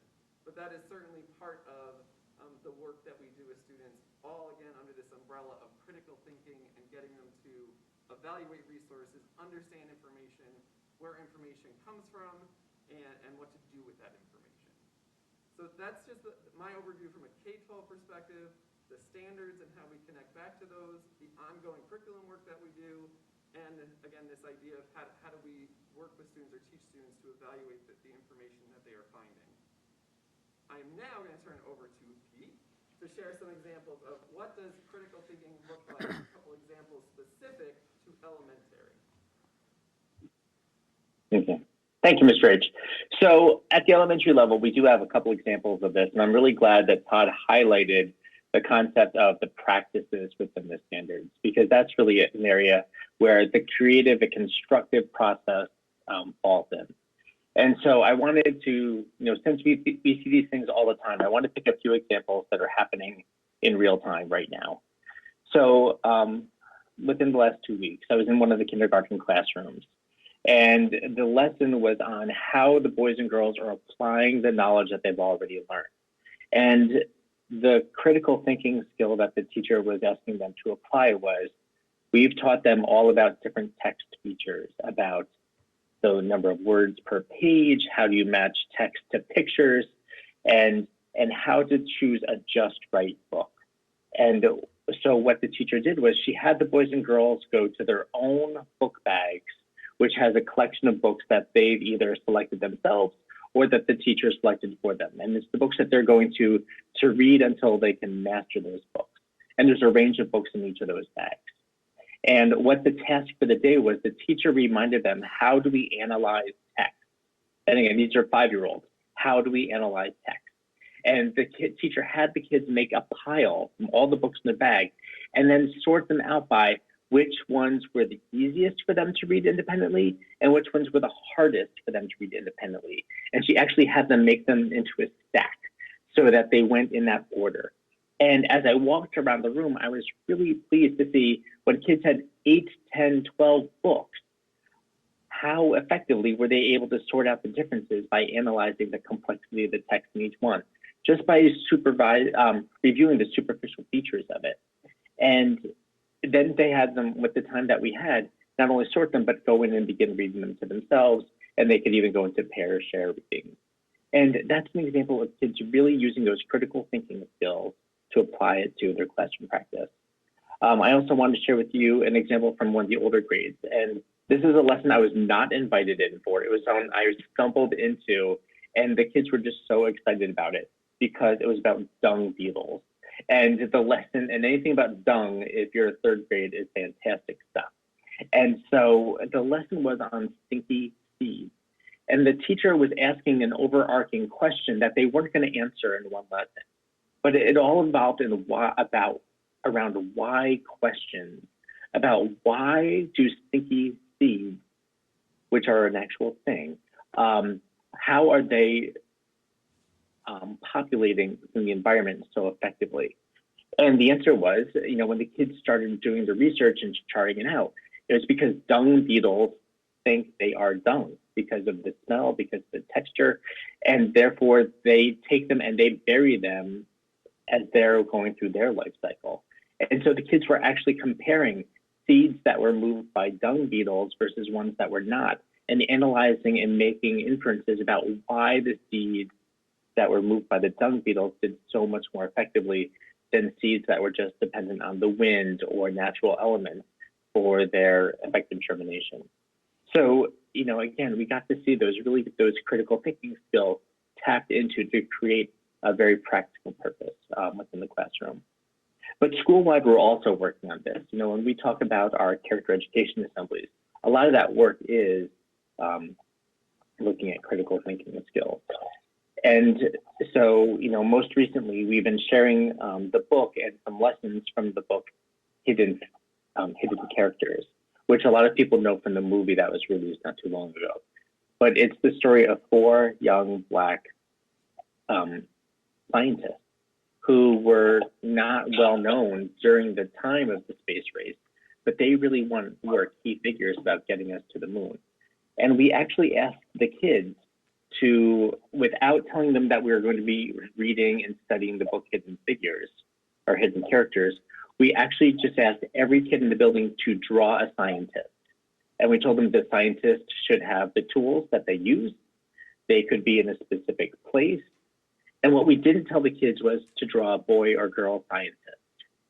And one of the things that we were super pleased about was when schools often do this, over 90% of their kids will draw male figures. And our school, over 45% of our kids drew female figures, which is a huge discrepancy with what is an average response or a typical response. But the kids were actually talking about their scientists in ways and applying these skills because we're talking to them about gender differences not being relevant. We're talking about age differences not being relevant. We're talking about race differences not being relevant. And we're seeing evidence of the kids applying that in ways that we're really pleased with. So those are 3 examples from what's happening right now in the building in Ellis. At the middle school, and just to kind of, question and discussion at the middle school and high school this year has been challenging in the hybrid model. One of the things in terms of students who are home remote, because we have live stream, really going from the classroom home. And, we are finding, kids don't want to have a lot of discussion when they're in the meets. When they're in person, it's easier to have, I'm not sure why. We've been trying, I know teachers have been trying to talk with kids about it. So they're trying to find other creative ways through technology to just see, if they're contributing. But that has been a challenge this year. But we still need to be working on these skills too. And teachers know that. We've had this, Hilgendorf said, discussions in faculty meetings this year, as it is something that we're always trying to push and promote. At the end, you might not see it every single day in a classroom, but if you've started a unit, at the end, there should be a point where you're building up to some higher critical thinking skills in your lessons that complete a unit. Just a quick overview too, just in general. I mean, if you think about what a lot of the standards say, a lot of them are really just pushing students when you give an answer, well, what's your evidence? What's your argument for it? And that's just a general theme that you're seeing in a lot of the classes with the standards is, yeah, if you have an answer, well, why did you get it? Explain. And that's a tough thing to do, but those are always being pushed. I mean, if you think about it even just with math, okay, well, show your evidence of work, right? You might end up, getting the wrong answer in the end, but did you show the steps of how you came to an answer? And then we'll go back and maybe figure out the maybe minor mistake you made of why you didn't get the exact correct answer. But are you able to show the steps of what it took you to create that answer, that math problem? Just a couple quick examples. In one of my teacher's classes this year, was an ELA class in 7th grade. Students were learning about irony, verbal, situational, and dramatic irony. And, it wasn't just memorizing the definitions for them, and can you tell me what the definition is for that? It was, they learned the definitions, then they had to kind of, make sure they were understanding it through discussion. But in the very end, they were applying the knowledge they gained. This was over a day or so with each other in either breakout groups in their meets. The students were discussing with the teacher kind of just going around facilitating and listening to the conversations students had about these 3 different types of irony. And they had a series of different types of pictures, and they had to discuss the type of irony they saw and why. And you had kids who were saying, well, I don't see irony in this picture at all. And then another student saying, well, I do, and here's why. So students, again, providing evidence for why they felt there was certain types of irony. And then the teacher was able to take students' responses and then push them a little bit even deeper and saying, well, what if the picture looked like this? And, again, push them to that other deeper level. Social studies example at the 8th grade level is just, students, again, gaining knowledge about immigration. But in the end, after they've gained the knowledge of what immigrants went through in the late 1800s, early 1900s, create an imaginary immigrant and, to try to gain more understanding yourself by, connecting the struggles and challenges immigrants face. So again, students really taking the knowledge they've gained and getting a deeper understanding of it. And then I know there was some discussion about just overall, how are students doing with research? How do they know what is good evidence to look at? How do you find things on the website? And as Mr. H had said, they're starting a lot of that to 5th grade. I know in 6th grade in the ELA classrooms, they still do some different assignments that really look at, because in the ELA classes, they're building on the research skills each year. And again, when you're, coming up with an argument and things like that, you want to have reliable evidence, but they do various skill building assignments like website credibility investigation. So there is assignments to help support kids to kind of sort through, especially on the internet say or on social media, what are credible resources?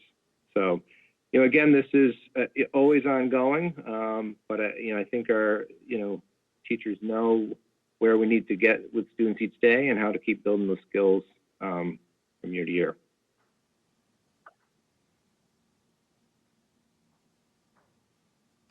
Thank you, Mr. Reeve. I'm going to echo something Mr. Reeve said, and that's that the hybrid environment has certainly presented itself in a different way than teachers are familiar with. And students, by and large, while they're home, don't respond at the same level as they did when they were in person. Going back to January 6th, all of our social studies teachers gave an opportunity for students to talk or share their views. Our social studies teachers focus on the facts, on what officially was supposed to happen rather than what was unofficial. There's processes and in our government and procedures, and they didn't get into opinions and wanted to stick to the facts of what happens in government and what was supposed to be happening on that day. We have ELA, where students are doing argument essays at the beginning of the year. They're introduced to a controversial issue. They read several articles expressing different opinions. They synthesize the information. They write a claim of their own, and then they support the claim with evidence and also write a counterclaim. We have English classes who do studies with on different books that address social injustices. One of them is the Nickel Boys, which it's a true story on a reform school in Florida and focuses on Jim Crow laws, Freedom Riders, Ruby Bridges, Martin Luther King's speech in Zion Hill, and Brown versus Board of Education. I'll say that in one of the classes I went in to observe, the teacher had set up a Jamboard, and she had students both at home and in the classroom, and the Jamboard was set up with pictures that students were supposed to comment on. And it was the first time I had observed a lesson with a Jamboard, and it was amazing how the conversation unfolded digitally, and you could see students asking questions about another student's comment and then somebody answering that question, and just it was a whole new experience of observing a lesson and having to take notes on a digital question and discussion where our Danielson model doesn't really address that. When nobody actually talks, they're just typing, and it was unique, but certainly challenge students' thinking and force them to have the discussion in class. One of our teachers also does something on the Serial podcast, season 1, where Adine Saeed is accused of murdering his high school girlfriend, and people believe he's falsely convicted. And the podcast investigates the case. Students need to learn about how words affect the things how things play out, and how to be objective and subjective with information. And finally, I'll just say, some of the book titles that I know our ELA departments using are like The Hate You Give, Beartown. If you haven't read these books, I strongly recommend them. They're powerful. They teach about social injustice. They give a different point of view, and it's really refreshing to know that we have teachers that are teaching books that will appeal to students as well, not just focusing, nothing against the classics, but they can be a little dry. And these books that our ELA department are using really do address current events and current things going on and challenge their thinking. Well, this is great. I mean, first, many thanks to each of you. It's clear that everyone really took some time to consider the question and put together this discussion. I really appreciate it. I know everyone is busy to begin with, so I appreciate your effort to answer my question. I also appreciate the patience of the other board members for listening to the discussion also. Thank you. As I said before, I think that critical thinking is absolutely essential for college and career readiness. And the other aspect that should be touched on, which is how you develop that skill to also be able to navigate the current information ecosystem and critically evaluate sources. So this has been a really terrific overview. I appreciate it. I mean, it's clear that there's a lot done, which I'm glad to hear. And kind of as an aside, it's also fun to hear some of the more specific examples about how it's done, whether it's the podcast or the dung beetles, which, by the way, dung beetles don't just lose their appeal after high school. They can stay amusing for years beyond that. Anyway, I'm done. Thank you very much. Okay. All right. Tammy, high-risk sports. Okay, I'm going to start the discussion with high-risk sports with the larger overview, and then Denise will then share more of the details. So, very quick turnaround. It was on January 22nd, which was a Friday, is when the state and the governor announced that schools could start high-risk sports February 1st, which was basically a week, but the caveat was if their Department of Health, local Department of Health, had to approve it. So everyone's Department of Health have handled it differently. Some have worked together, which ours have worked together with other counties. They took this very seriously. They wanted to make sure that the decisions that they were putting forth for schools was for the safety and health of students. So it took them over a week before they would even begin to start saying what metrics they felt school districts would have to meet in order to have high-risk sports. So the biggest one was the 7-day rolling average had to be at 4% or lower for high-risk sports to begin. Board of Education has to approve high-risk sports. The medical director, which I'm happy to say today, has given approval. So that was one of the things that the county wanted to see. Parents must sign an informed consent. They need medical clearance, so this one is really still, I think there's room to push back because the state has waived the physicals for this year because of COVID and students getting into their doctors, but we do have some students that our medical director is coming in tomorrow afternoon and is happy to see some students that were not able to see their doctor. So those are the big things. So what was really happening is we were concerned, and this is the details that Denise will share more, is it's a short season. If for basketball, they have to have 6 practices. Our concern was if we were waiting to get below the 4%, we have lost all of these days, then we've lost the season. So when we talked with the county about how do we start practices is when the discussion happened about testing students 2 times a week until you get to that 4%. So that is what we've been working with the county with. We actually picked up, this is all pending your approval, but we do have kits on site if the board approves it. So while we're doing this as a discussion, there is a resolution for the board to consider.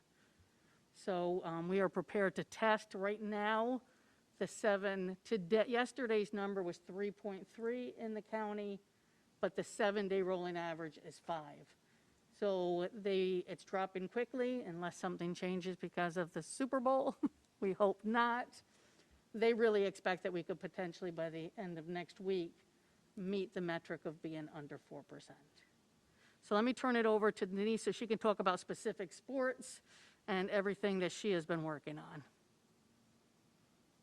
So one of the caveats in there, or one of the requirements, was that the district would develop a sport-specific plan, which we've been working together on since since we got that word, since I think February 3rd.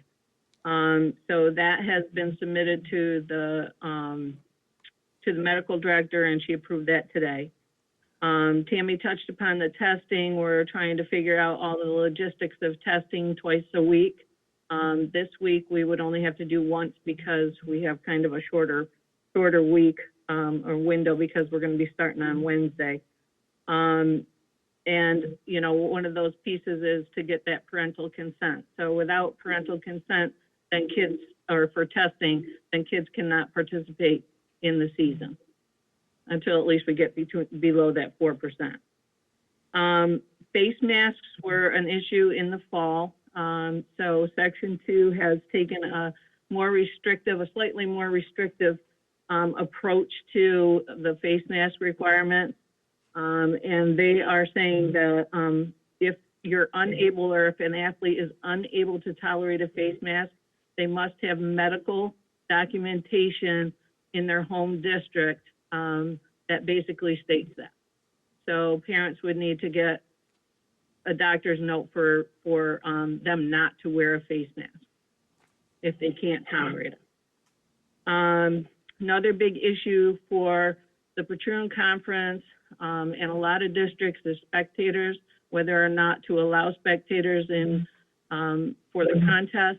I know the Patroon Conference was very set with saying no to this initially and then reevaluating as the metrics kind of go down and seeing where we fall with that, or potentially just allowing two parents for a senior night type of a game.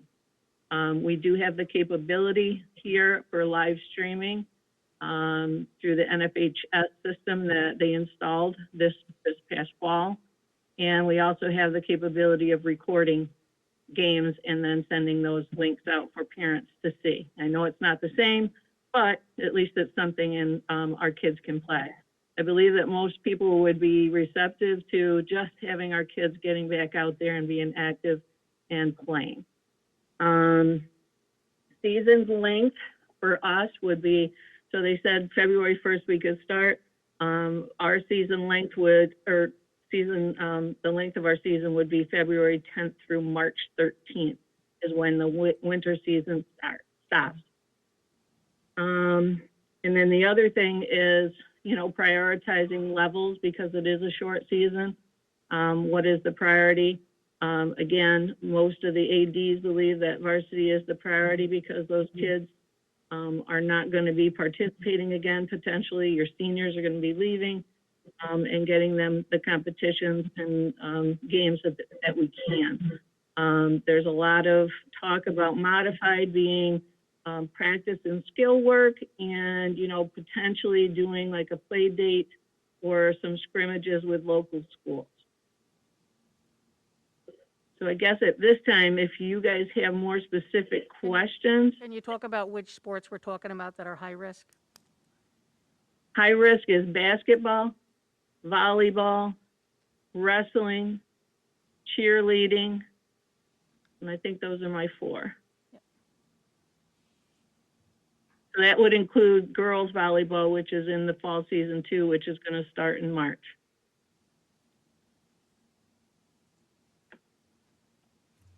Denise, it's Ray. Hey, I got a quick question. Go ahead. Are they expecting these athletes to wear a mask while they're on the court? Yes. The whole time during practice and when they're competing. So we talked as a coaching staff a little bit about, you know, kind of having more kids on the team. So maybe typically we have around 11 kids on a basketball team, maybe having around 14 because we anticipate having to sub more often to give those kids mask breaks. This is Eric. Does that mean they're going to be wrestling with a mask? Yep. Yes. And I know Mr. Cullen will say to me, Denise, they're not going to stay on. So, you know, it's going to be like any other situation with like their headgear. If it falls off, the next stoppage, they're going to have to put it back on. And then they start over. Thank you. You're welcome. Denise, it's Jay. Two questions. One, with the testing, how long does it take to get results? 15 minutes. So from the time that you take the test, the rapid test, it's going to take 15 minutes. Okay. I said 2. I think I actually only have 1 right now. Sorry. Okay. Can I ask a question as a follow-up to that? Is the rapid test an antigen test? Yes. Yes.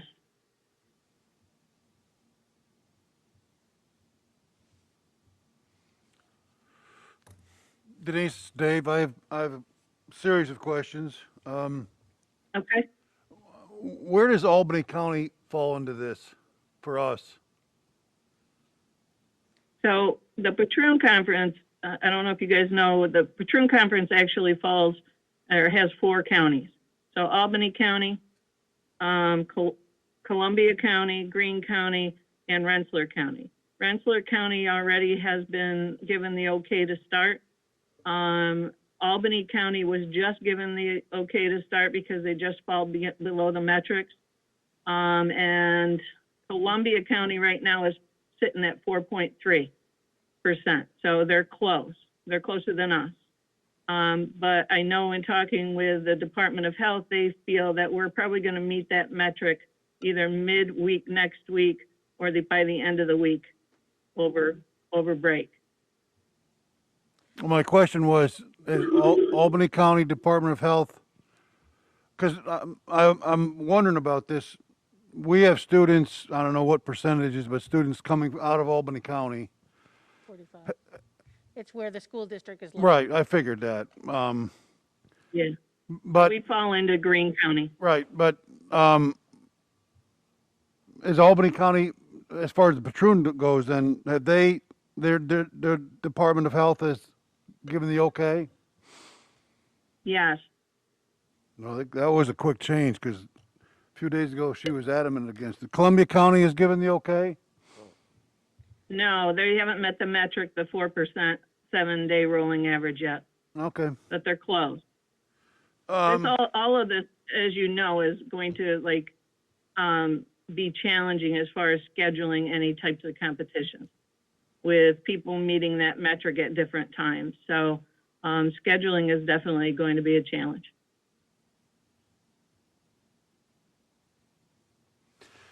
Tammy, as far as the information from the medical expert, was that verbal consent or did she put it in writing? She put it in writing today by an email. Okay.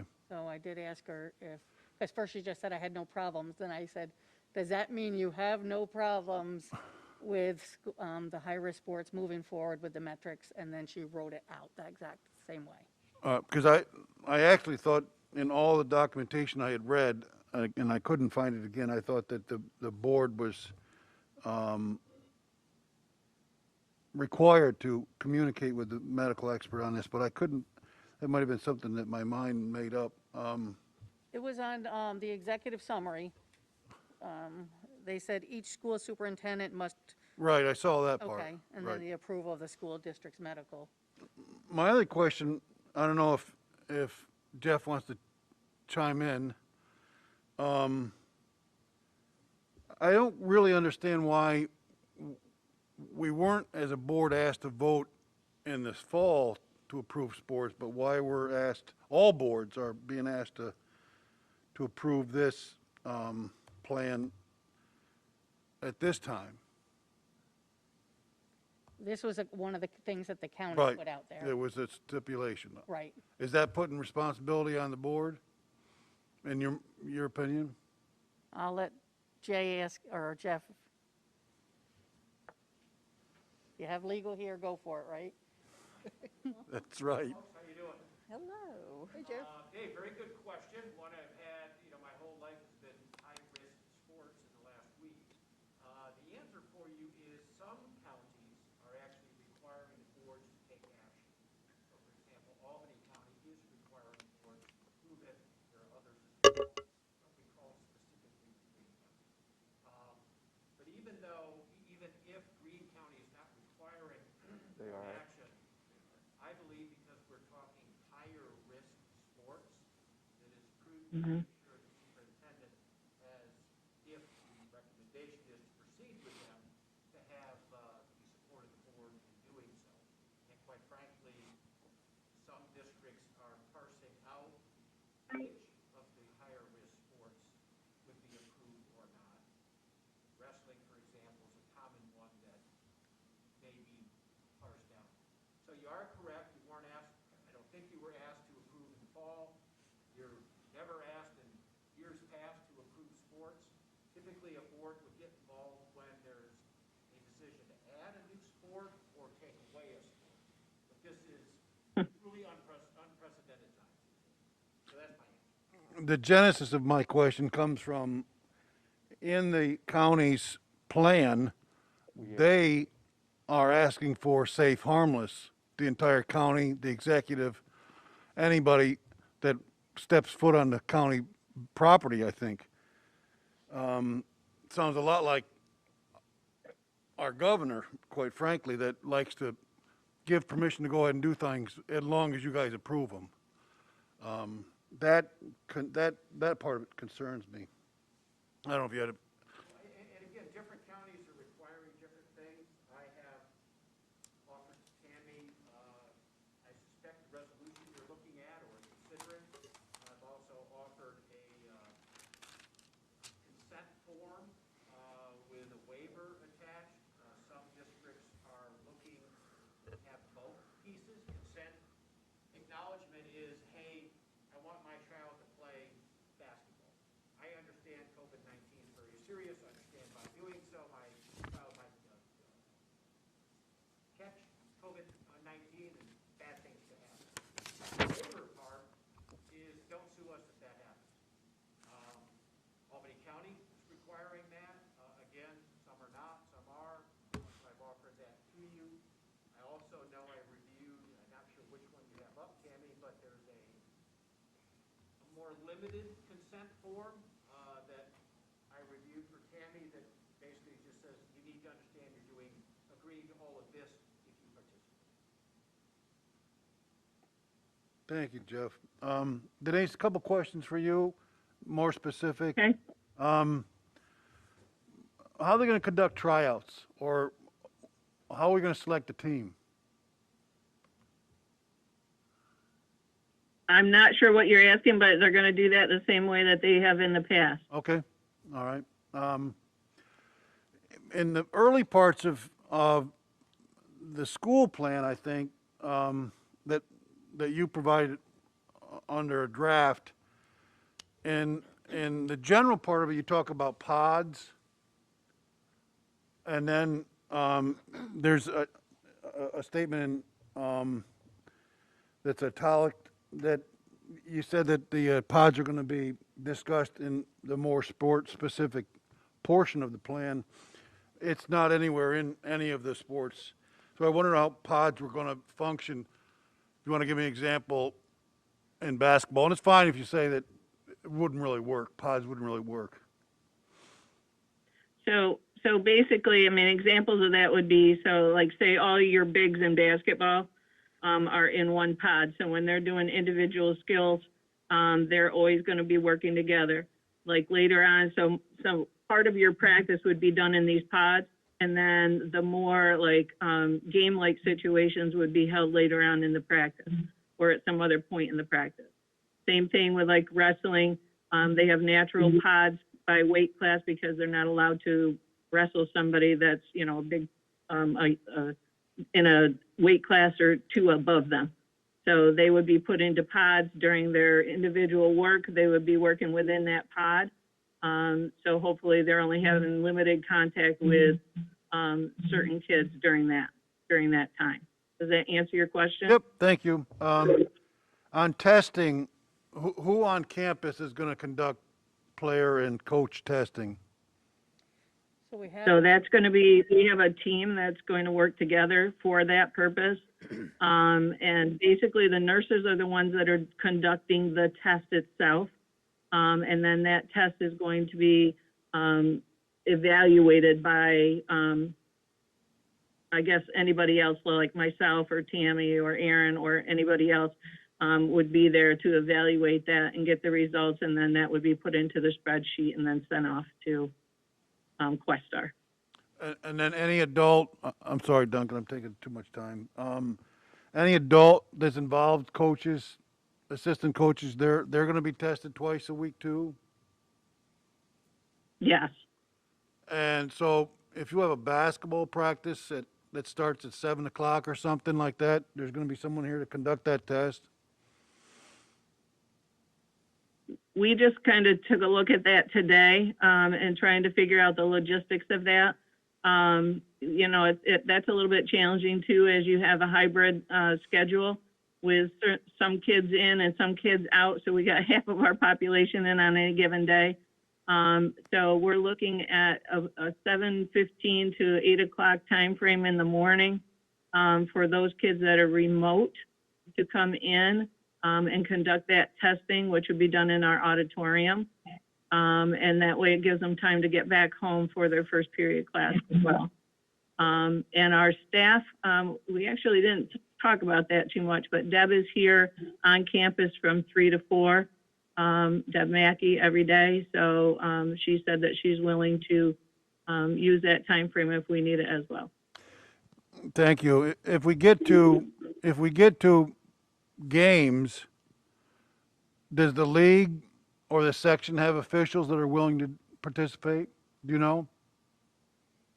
So I know I've been receiving communication from like officials groups. There are a lot of officials that are opting out of officiating for this season, which is going to make it a little tricky as well.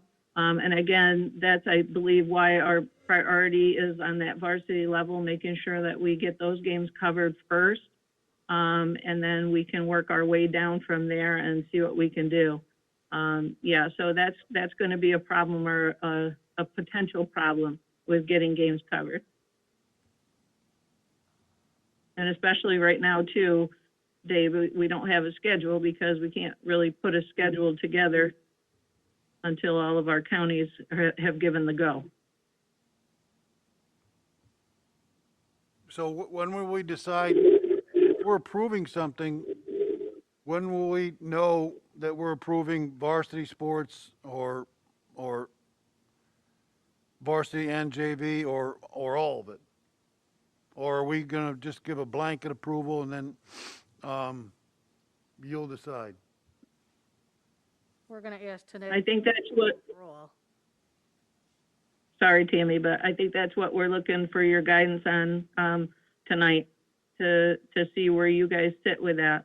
I know as a Patroon Conference, we were talking about varsity being the priority, and then second priority was varsity and JV, and then the third priority was all three levels. You know, I think it's important that we give kids an opportunity to get back in, even if it's at a modified level, for them to be in the gyms and working on their skills. Even if they don't play in a competition, I still think it's important for them to be able to participate and get some level of exercise and fitness back. It's been a long haul that we've been kind of sitting since the fall.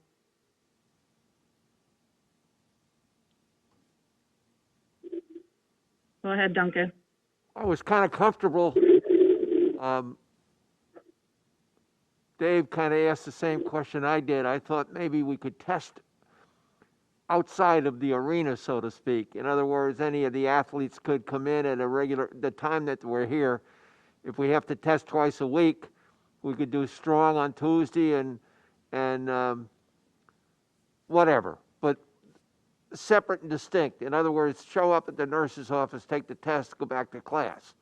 Okay, and that would cover it. But if you've already planned that out, that's okay by me. However you do it, if you think it works.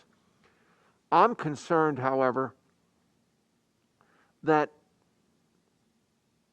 if you're saying that the reason we want to do this is to just give the kids an ability to get off their duff and to work out, I'm wondering why we would be going at that if our physical education in the normal sense isn't accomplishing that.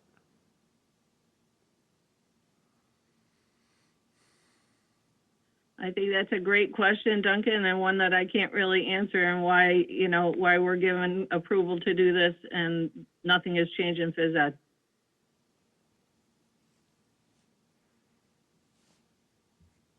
I'm all for sports. I'm a big fan of sports. But I'm really concerned that, number one, at best I can see we would have 30 days, or no, you said the 13th of March, correct, was the last day? Yep. We would have something like 20 to 23 days in which we could compete. At best, that means to me 5 or 6 games. I don't know. And then I didn't even think about the referees. Good question, Dave. That really concerns me. I'll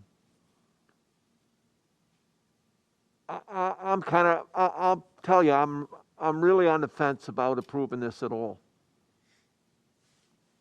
Well, and I will say that, even during our fall season, we pretty much had the same type of a season. It was a 6-week season, and we ended up playing 7 games. So we limited it to 2 a week, and we were successful in running it. So I was pretty happy with that. I think the issue with the winter is pretty much being indoors, and people have different concerns being indoors. I don't think it's unmanageable though. Tracy? I had, I guess, 2 questions. One is, do we have what I'm calling a circuit breaker? And what I mean by that is, is there a point or a number of cases which would result in the season terminating? So, for example, you have one case, okay, everyone goes into quarantine, you got the school potentially who could be shut down. Then you've got another case that happens.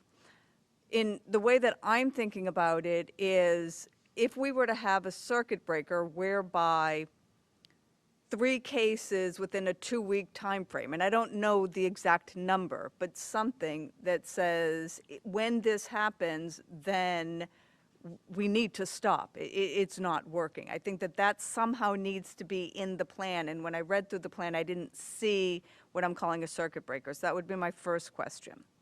And then my second is related to the resolution, and point number 2, we're just asking the parents to provide informed consent. These are all indoor sports, and I think a waiver, to Jeff's point, might make sense. So those were my kind of 2 issues with it. We can definitely add a waiver if that is what the board would like. We could add that to the consent, because nothing is going out to parents yet. I would say the county has basically said that we would stop if the school had to close because of the number of cases, not if the school had to close because we don't have enough staff. So I would hate to put a metric down because we don't know what it is. What if one student in the middle school has it, but it never spread? Because all of our cases have been outside cases that have never spread on site. So I think we would look at this differently if we knew COVID spread on site because of a sport. I think then that would, obviously we would look at that differently. And so would the county, because everything is going to go to the county, and they have the right to say it has to stop. And you quarantine for 10 days, that's a good chunk of any team season. Right. I think that's really my concern, that, okay, we try it and it works fabulous.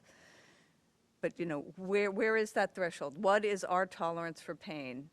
And I don't have an answer for that. And I would definitely like to make a motion to add the waiver in. I think that we have to, so. Go ahead, Jay. Thanks, Daphne. I just have comments now. My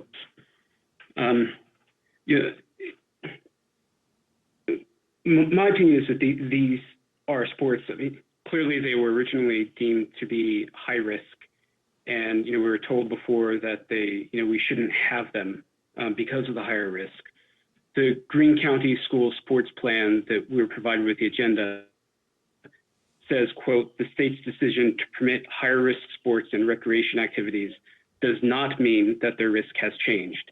So the risk hasn't changed. It's just the state and counties perhaps risk tolerance has changed, or at least to say, well, let's kick it to the boards to make their own decision under certain circumstances. And for me, this goes beyond my risk tolerance here. I think that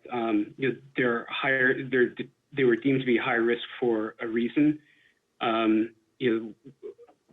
We know that there's at least one variant of the virus that is more easily transmissible, and we know that it's in the region. And there are studies showing that that variant can quickly outcompete the others. So it's going to we know it's out there, and the higher risk sports that just presents in my opinion too much opportunity for that on-campus transmission to happen that we haven't had yet. So as much as I sincerely would love to see the kids getting back to something approximating normal and getting out to these sports as well, but I do not support going forward with the high-risk sports at this time. I think that we're better off just trying to hunker down. There's an end in sight. There's a good vaccines out there, and hopefully soon the infection rates will continue to drop, and we'll be in a better position to move forward with high-risk sports. But as things stand right now, I don't think that there are mitigation measures that we could put in that would really reduce the risk enough for me to be comfortable approving it. And for those reasons, I will not support the resolution that was attached to the agenda.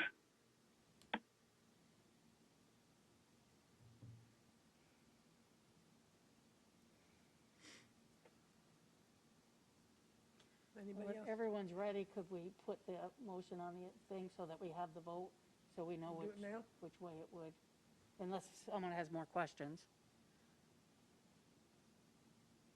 You want to approve the yes or no the resolution? Yeah, I would have a motion to approve it, and then, so everyone can vote, just so we know if it goes forward. Are we gonna act on Tracy's motion? So About the waiver? My motion would be to add in the waiver. It's that parents sign the consent and agree to a waiver. Second that. Let me just see what we're looking at first, please. And what would the waiver say? Yeah, I need to have clearer. Lawyer? This is a dangerous sport.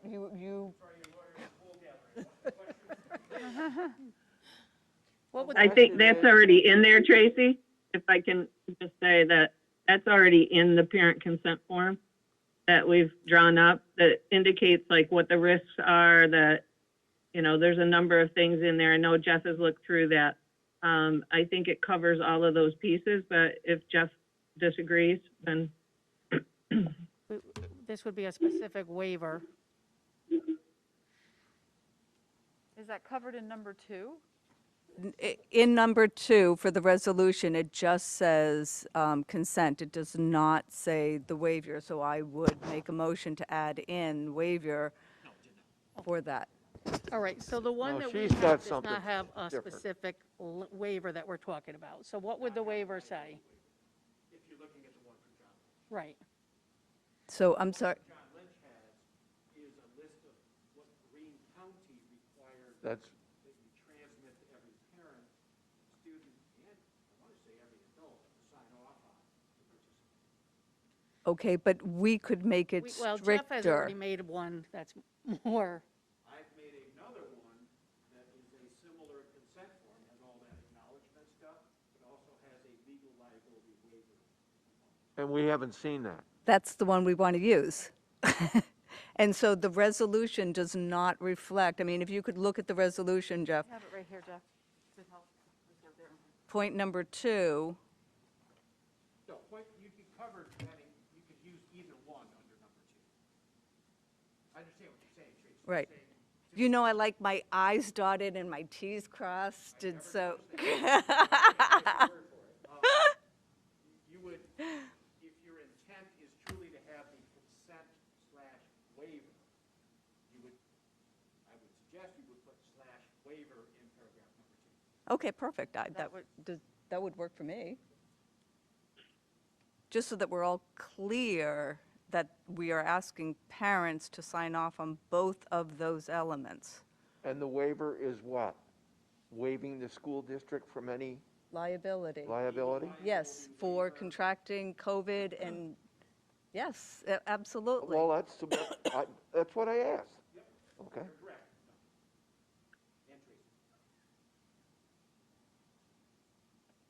I just think it's cleaner. So do we have a motion Well, for the where is resolution? that? I'd like to at least read it. I don't have it It's on board docs, on there. No, it's the No, Green it's not. County, it's the Jeff Green, did not give us the one with the waiver. The He has GCA another He's one with talking about the waiver. The resolution just states, as you said in item 2, informed consent. So we can go informed consent /waiver. Okay, Dave's asking for a read of the waiver. that's correct. okay. Okay, let's pause so I can pull up an email from Jeff that had a sample waiver. Correct. Thank you.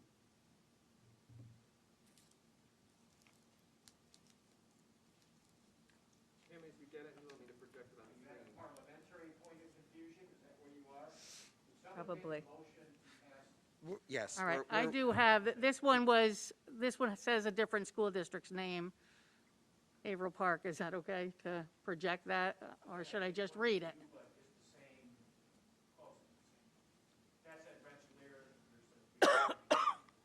Right, it's pretty long, so let me send it to Todd, and he will project it so all the board can see it.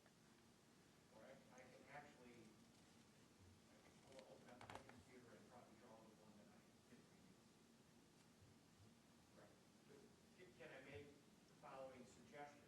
Certainly you should all see it. So you have a motion and a second on the existing resolution. We need to No. get that, but yes. And Anybody asked to amend, change consent to consent/waiver? Yes. That was done over there. The second did that? There's not been a second. We have a motion. I thought I Ray need I vote. thought Ray Ray seconded seconded, also. Ray seconded, I thought. Seconded? Yes. Okay, so the discussion who is made the first? I know, it's true. Who made the initial motion for the initial resolution? Tracy? I Who did. seconded that? No. Ray did. No. No, she Excuse did the me. waiver. I don't think there was ever a motion to adopt the resolution. I agree There with was a you. motion I to don't think there amend was. the resolution. I heard there was a motion to adopt it with an amendment. She was doing it in one tone. So I'll back up, then I'll make a motion to amend the resolution. No vote yet, just to amend it. I think parliamentary, we're supposed to make a motion and get a second to get into the discussion. Correct. And then amend it. Correct. So we're kind of stuck at the very beginning. Okay, We need an initial motion for the initial resolution, And that's what I. first and second. Duncan was correct. So is there anybody that would like to? I will make a motion that we move this resolution. Okay, I need a second to that. Second. Someone? Okay, Ray, great. We're- so- We're into discussion. Now, correct. Can you make your amendment? okay, so now I would like to make a motion to amend the resolution to approve high-risk sports to include a consent/waiver. Okay. I will second that. Okay, just give me 1 minute, please. So we have Tracy and Eric, okay? In discussion? I have a point of order question. This whole entire item was in discussion information, and I don't believe it's an actual item. You wanted to vote on it. It can become one if You can you make get a motion for it. That's right. Is that correct? Not that I'm aware of. No. We've done it before. Now the motion to amend Needs to be voted on.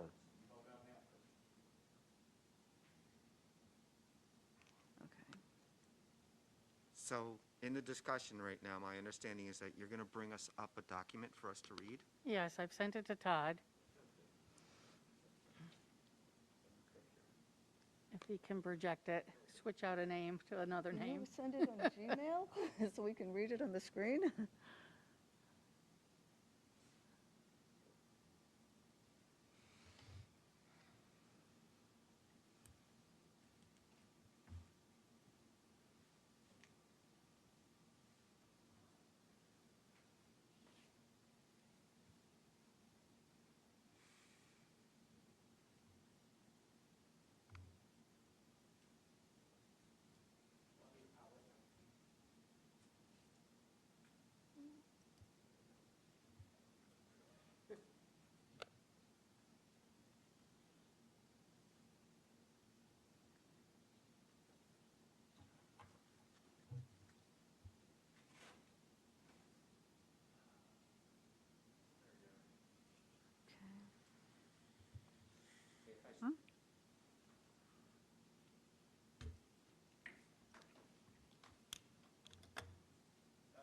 Hey.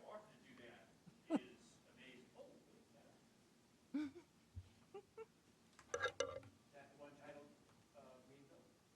titled No School. I just, since it was the other school.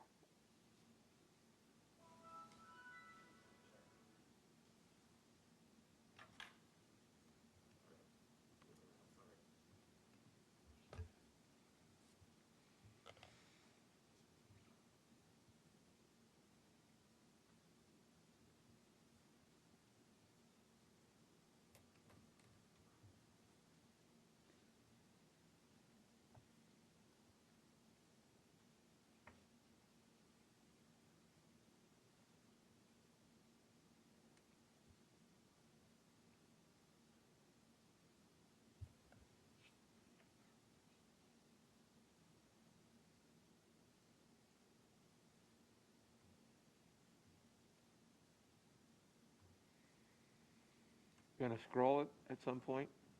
Thank you. Wait, not too far.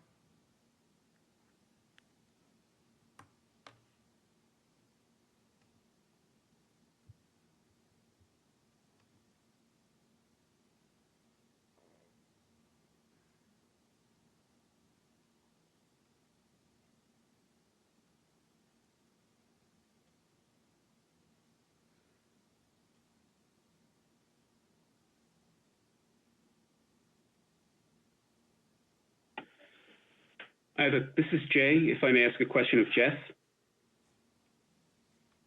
Jeff, looking at the assumption of risk, it says, jumping ahead in the sentence, debilitating injury, comma, or death to my child and myself.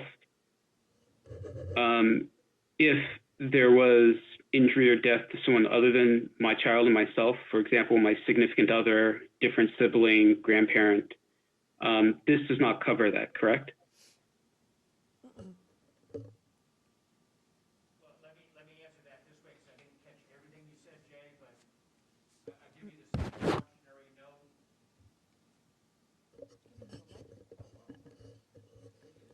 It's for YouTube to hear. Same cautionary note that I provided to Tammy and every other superintendent. Anytime a district asks a parent and student to sign a legal release, there is always going to be a bit of an uphill battle to enforce it. SB knowing and all those other things that Jay would be familiar with. Also, it probably is not going to be very protective if there's gross negligence or intentional misconduct. So, for example, let's say the plan is that all the student athletes will have masks on during all practices, and a coach doesn't enforce that at all, and nobody's wearing masks at all ever. You might fall under gross negligence. So it's not an absolute blanket of immunity, but as I say, it's better than having nothing. But his question was not so much the kid, what happened if his parent or a sibling contracts the disease from that kid, are we covered? In other words, the kids. No, I'm thinking, no, thank you, Duncan. This last sentence. So Knowingly assumes It- the it- risk. All right, I'm not able to connect. The language is there twice in the paragraph, and it says death to my child, myself. So using my family as an example, if I sign this for my son to play, and my wife gets sick and is seriously injured or dies because of COVID, I can sue the district for her injuries because I never waived that risk. I never waived that right. So, all family members, including pets.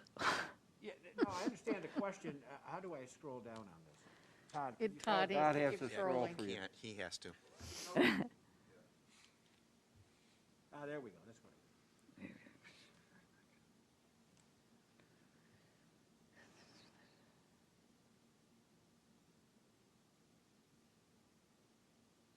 It's a waiver from the student and his or her parents.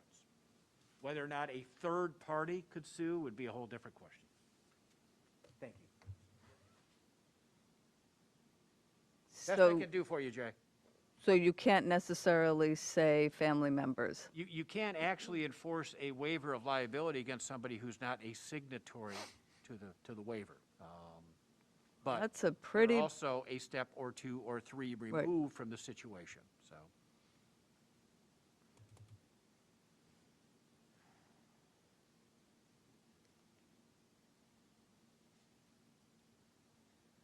I would have bought my Greene County folder had I known this was.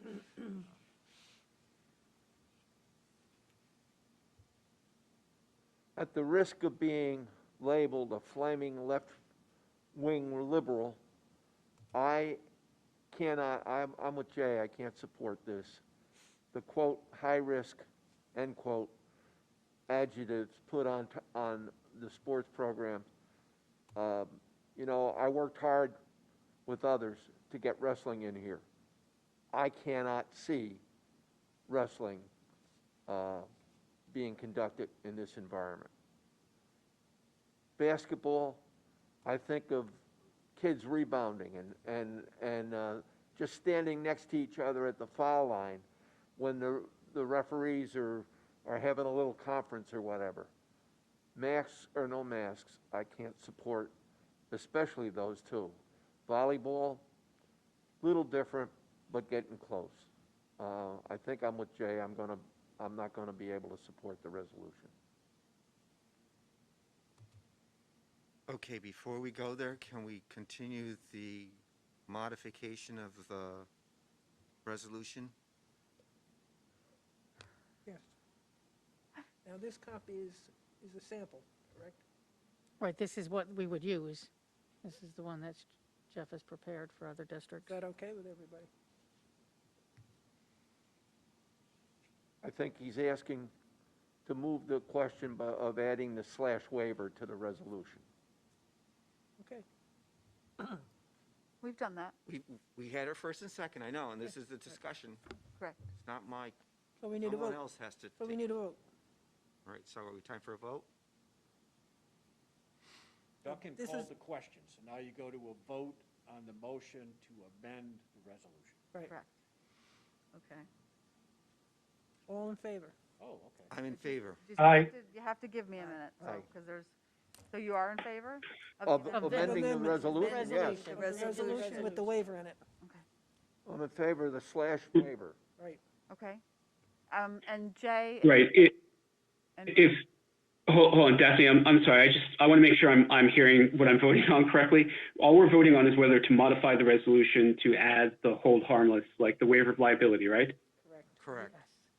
And there will be a second vote on the actual resolution to allow, right? Yes. Okay. Then to modify the resolution, I'll vote yes.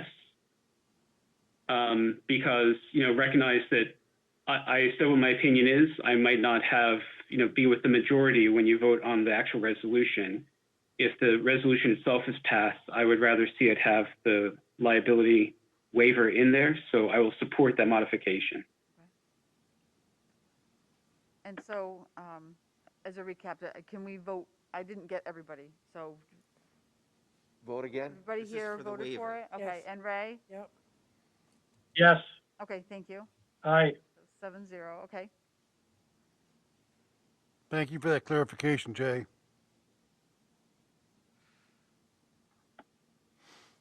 You're welcome. So are we back to discussing the resolution? Yes. All right. In item 3 right now, as far as the resolution, we hereby resolve, 1 was the items, 2 was the informed consent waiver. Item 3 is we're delegating to the superintendent. And this Tracy had brought up the question regarding what's going to be the trigger. And in this delegation, it includes the authority to temporarily suspend the district's participation. I want to know what that trigger is. When are we going to know when we're suspending? I think it's hard for me to put a line and say, this is where I will suspend it. I think I will look at every case and then discuss, does this need to suspend it? I would talk with the Department of Health, obviously with any case, and we would talk it through, and if we needed to suspend it, I would suspend it.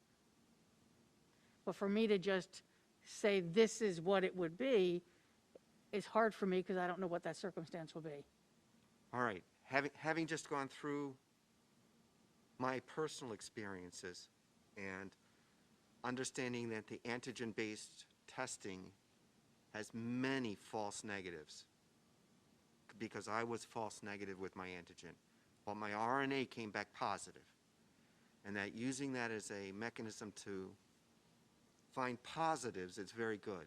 But because it has false negatives, people who are participating with the thought that, oh, I got a negative, I'm good, may have a false sense of security. And I'm very concerned from that perspective that if we think that having those nasal fast rapid antigen tests are going to find the case or give us a surety that everybody's okay,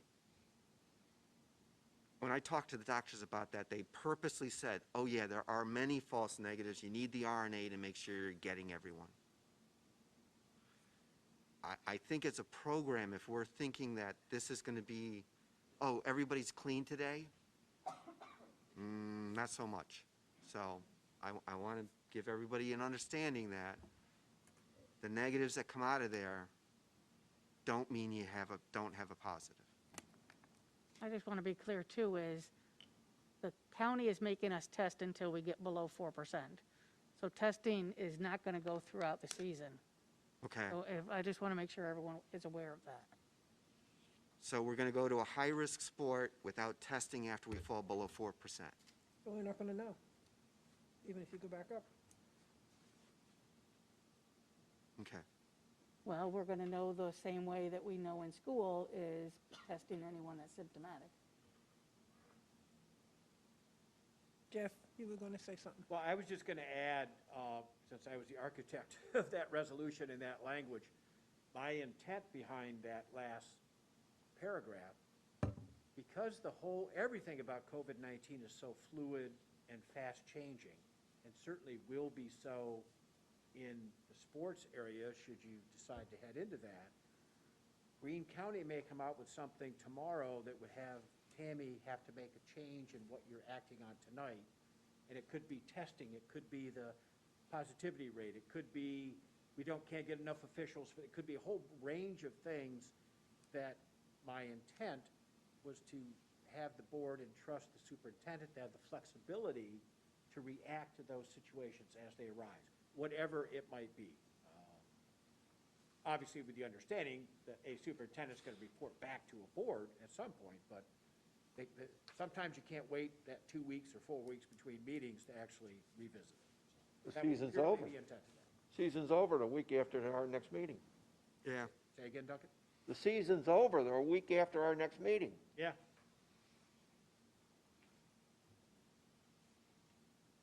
To clarify what Pat had just mentioned, Denise, you're looking to start practice, correct, Thursday. Wednesday or testing.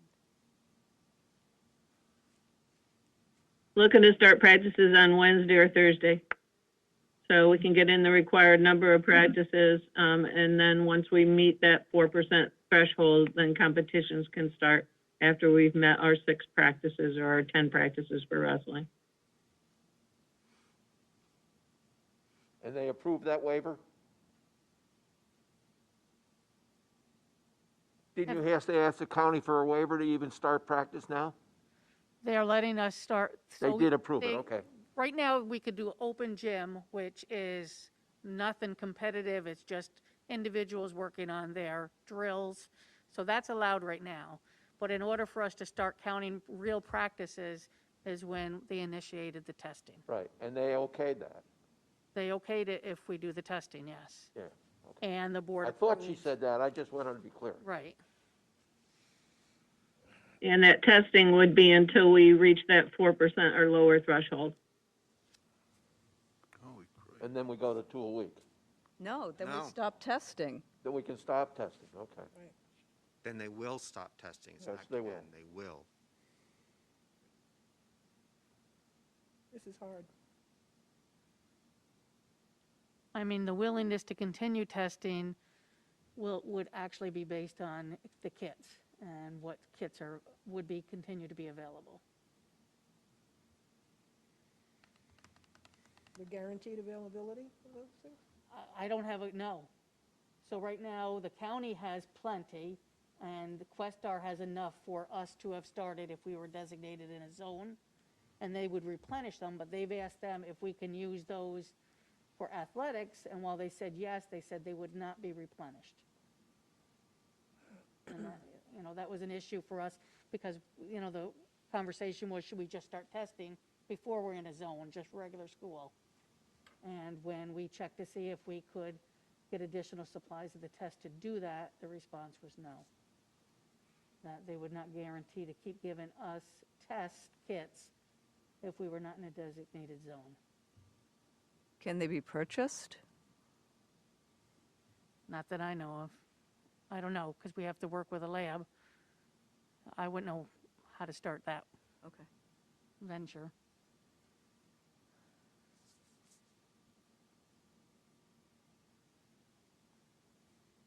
I know it's not easy. No, it's not. And it's for such a short time, like 30 days, 31 days. We've got a break next week. So after everybody's home, back from break, how do you know Well, the what your kids would be numbers are gonna look practicing, the like? kids would practice next week if you approved it. But the numbers could go up after next week too. Then we wouldn't hit the 4% to have competitions. Right. It's all based on us meeting the metrics. Coxsackie still and do the Carroll have approved it so far. They can still do the practices. We could still do practices if we continue to test, if we are above 4%.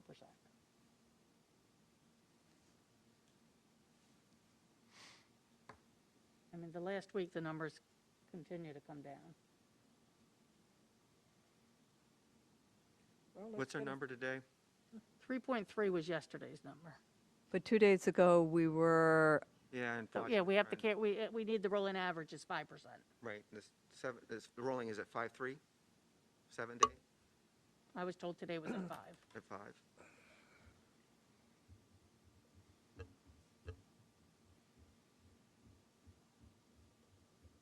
And Albany's doing better I than mean, Green it all County. depends on who they're testing too.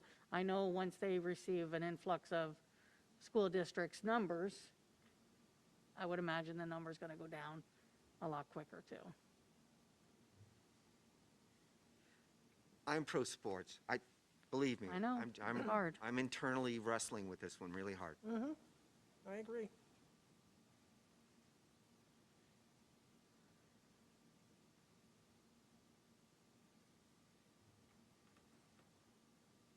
Can we get this to a vote? Yes. That's all it took.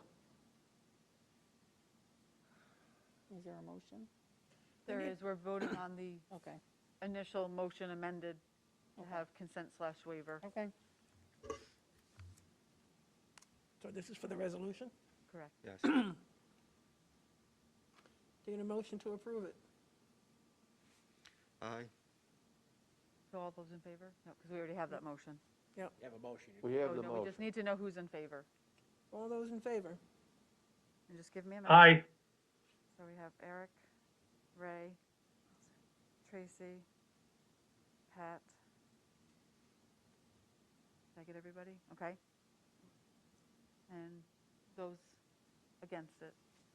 No. So we have Dave, Jay, no. Jay, and Duncan. 1, 2, 3, 4, 5. I got everybody. Okay. So that's 4 for it, 3 against it. Right. I believe it Right. passes. So, given that it passed and we now have policy for high-risk sports going forward, I'd like to make a motion to modify that by adding 2 additional requirements. One, that the high-risk sports plan be modified to require masks. So to get rid of the opportunity that if you can't tolerate the mask, you can get a doctor's note, I would say no mask, no play. And the second one, that if there is any event where there could be an audience, that it just be live streamed, as Tammy said, could be done. So my motion would be to modify the program that was just adopted by adding those 2 requirements: no mask, no play, and any event with, where you could have an attendance would have to be live streamed. 2 other things I think could be considered, but I'm thinking from the discussion either no one would support or could just mean effectively killing what you just approved, would be mandatory testing regardless of the infection rates in the county, and just say approve 3 of the 4, but not wrestling because of the difficulty of keeping the mask on.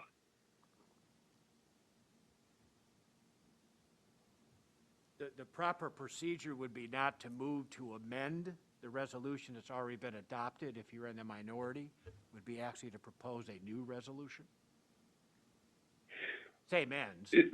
Thank you. I thought I was moving to amend the program policy that was just approved. You can make a new motion, Jay. You can't amend the one that's been approved. Right.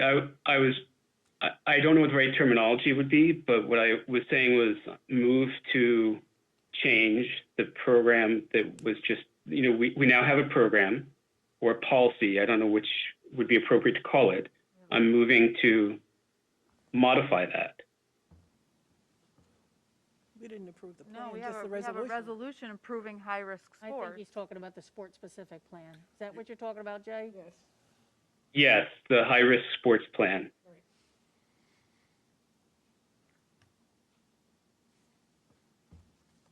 So we now have, the board just adopted a high-risk sports plan.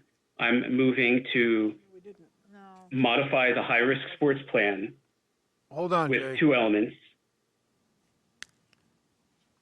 We just approved the resolution, that's all. I think we approved all 3. The sports plan, the, No, just the no? resolution. Yeah. The plan was just in there for reference. And if after we discussed it, if we wanted to go ahead with the resolution, Right. that was there for reference. So you're saying we now can approve the individual sports? No, the county said each school superintendent must oversee the creation of a sport-specific preparedness plan to be approved by the school medical director. That does not need to be approved by the Board of Education. So Jay wants to consider adding us to add some things to it. So Tammy, can we ask you to add those things? How do people feel? Well, I don't know if we I can don't know if ask it's that, ours to I add. don't know if we can change if a doctor says a student can't wear a mask, if we could then tell the student he can't participate. Jay, would you be interested in doing, to keep it simple, I don't know if it's that going to do, but one concept at a time? I certainly would be in support of removing wrestling from an option.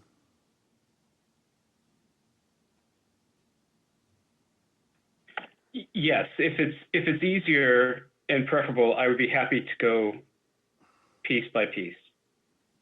So if you want to talk about, like, take it in one consideration, whether we remove wrestling, Okay, sure. so If you want to have a separate, wrestling was part of that resolution, so I think then you would need to amend, is that what you said, Jeff? Amend the resolution to take wrestling off. You can't revisit the resolution that's been passed.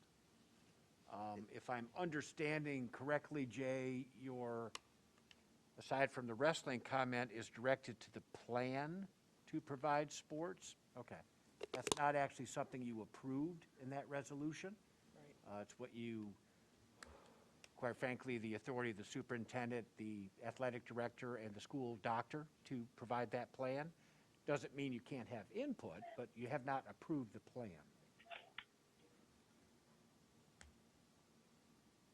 But okay, so I ship has sailed. apologize. I don't know the appropriate procedure here. So please forgive me if I'm using the wrong terminology. But to what you just said, Jeff,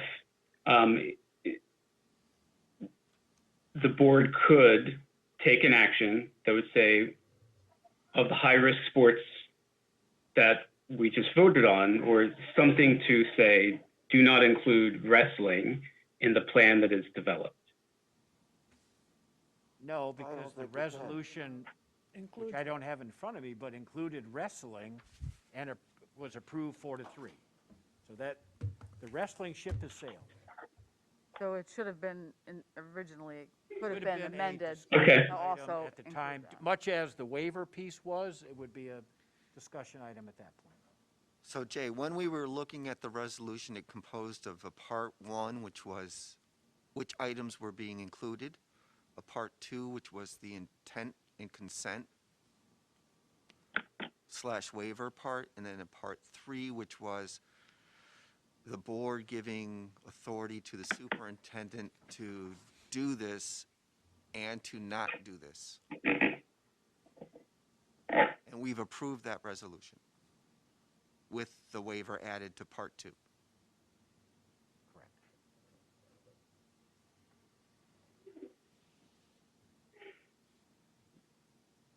Okay, if there's no procedural mechanism to do what I just requested, fine. I mean, I'll defer to Jeff's guidance on that, and if there isn't a procedural way to move forward on it, That's correct. then, Jeff, is that only for wrestling, or does that also apply to, say, wearing masks, for example, or only live streaming games? Those, are those aspects of the plan, Tammy? Okay. The plan, the board could have input into the plan, so I'll pick live streaming, which I actually think is covered by what I recall from seeing from Greene County and either New York Schools, public high schools, or the section. I think it's covered in there. But to answer your question, Jay, if the board wanted to have input on that type of thing, you would form a resolution on that and act on the resolution. Understanding that ultimately the requirement is the superintendent has to have a plan that's approved by the school medical doctor. And I think Tammy may have used, if you guys, I'm not saying you would, hey, we don't want anyone to wear a mask anytime ever, well, that's not going to get approved. So you'd be taking a useless action at that point. But if you wanted to address audience, at school matches, you could do that. So my question about the mask, though, if a doctor says a student cannot wear one, that's the only way we would accept it, can we say that student cannot play? Right, I'm just making up an example. No, I'm asking that question to you. All right. Can we do that legally, is say someone cannot play because they cannot wear a mask? I don't know if there's a case out there, I'm just asking a question. As you know, Tammy, we've spoken many times, we're on the cutting edge of everything new. Do I think if a student is medically ineligible or incapable of wearing a mask, could they still participate? I think you would have to allow them to participate just as you have to allow them to participate in school activities right now. They can do it instructionally, they can do it in sports. Nice try, Jay. That's my belief. I mean, I hope that there's no requests, but You run, there may be. look, Who I'm knows? trying not to get in the legal weeds here, but if you It's deny discrimination. that student athlete the right of participation because they are medically unable to wear a mask, you're asking for a disability discrimination lawsuit. Yeah.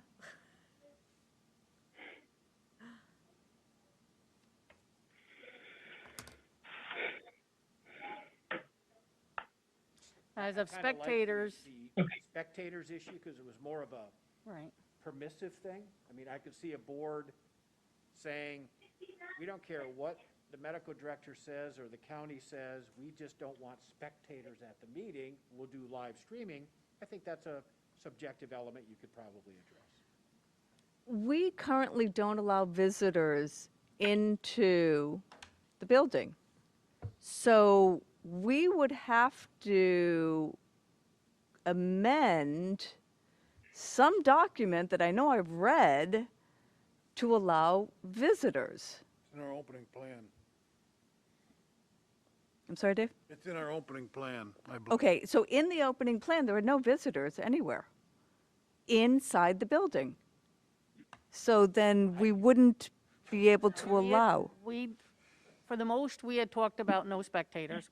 We had met with all of the other superintendents, but there was some discussion on senior night. Would we allow parents there on a senior night? We did talk about no spectators from other schools, that if any school allowed spectators, they would only be their own students, not from, these were just things that were discussed. Right. I mean, I think Denise definitely favors no spectators, but it's that point, do you allow it for one game, or do we just say, this is a year that we cannot allow it? I'm fine either way. I mean, contact tracing it's going to be So hard. I think we can support the no spectators. I'm all in favor of that.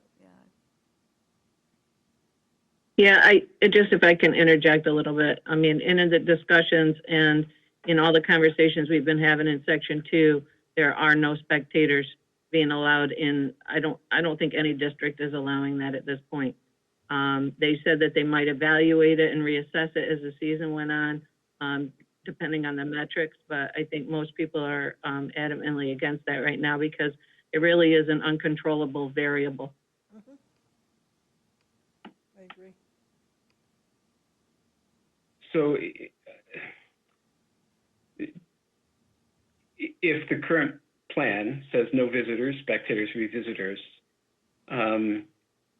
even something for senior night, for example, I mean, to Tracy's point, would there have to be some change in the reopening plan to allow that? Or is that just something within your discretion, Tammy, that you could do? If we had done that, then it would have had to we would have changed probably some of the language in the reopening plan. I'm fine with saying that we won't do it. In my opinion, Right, and I'm sure.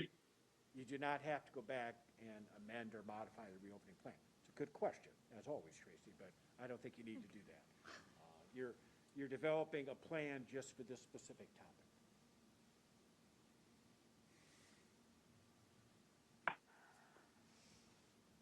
So Jay, I think your thought's in there. I'm sorry, could you repeat that? I think your thought or intent is already in the plan. There will be no spectators. Okay. Okay, in that case, I guess for the two things, there's no action. No.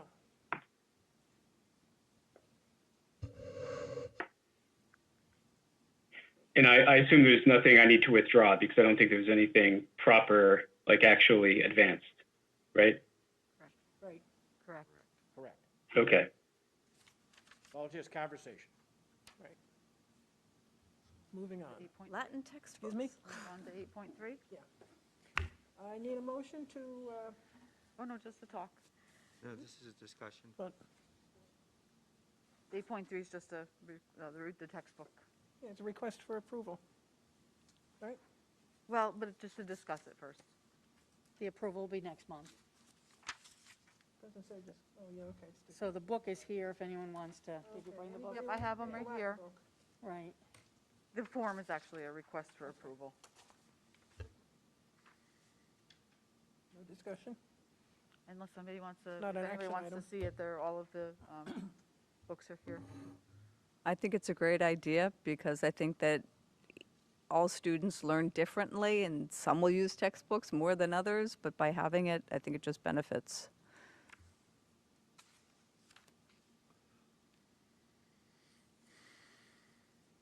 Okay. Reminders.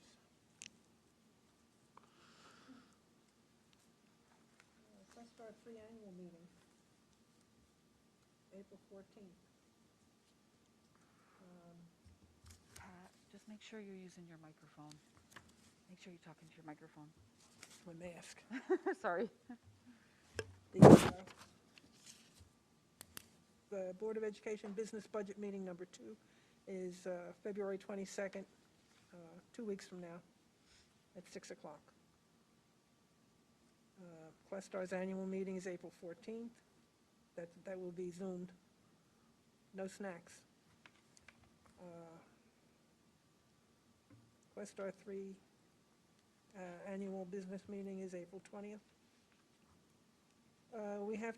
We did reschedule board leadership development.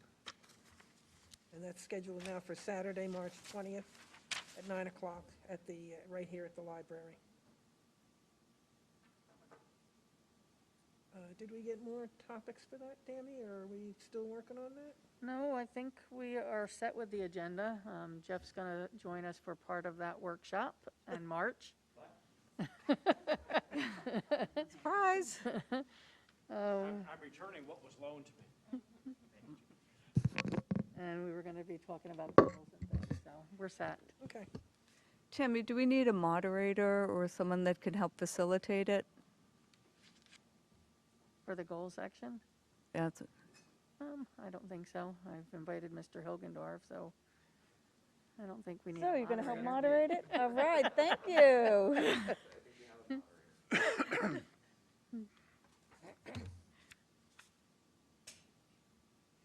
Okay, first reading, update to policy number 6372, data security and privacy policy.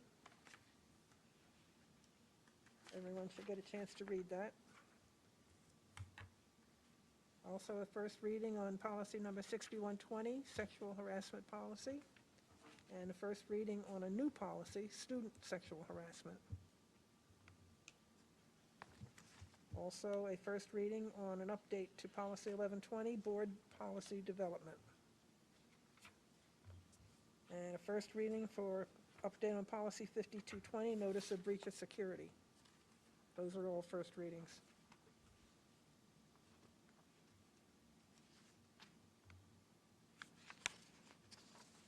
And do we have any items for discussion at future meetings? Anyone would like to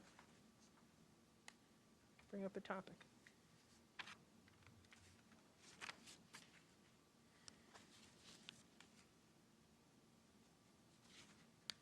Okay.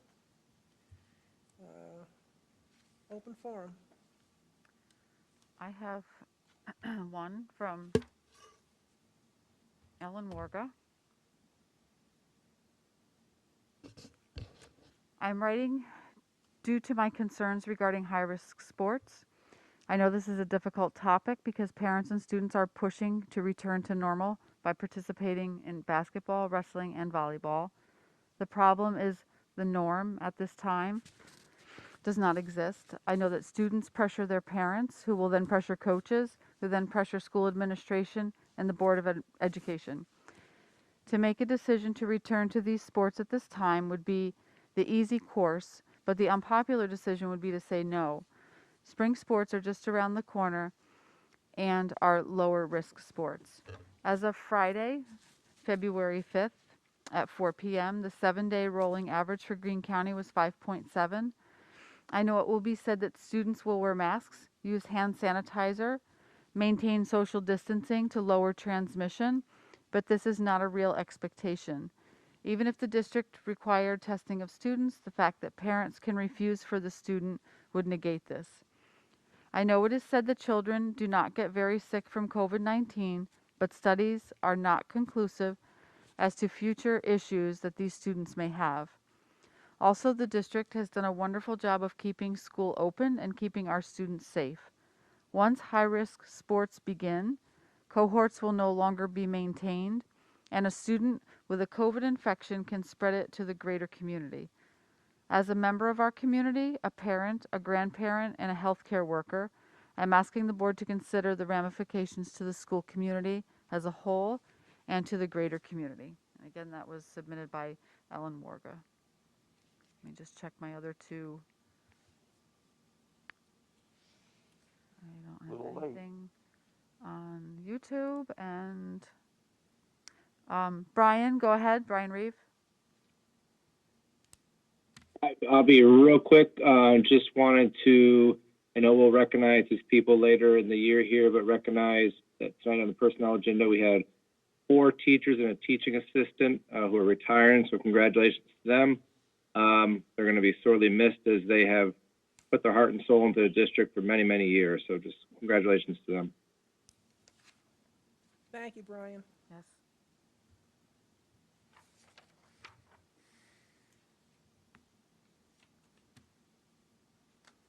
I don't have anything else.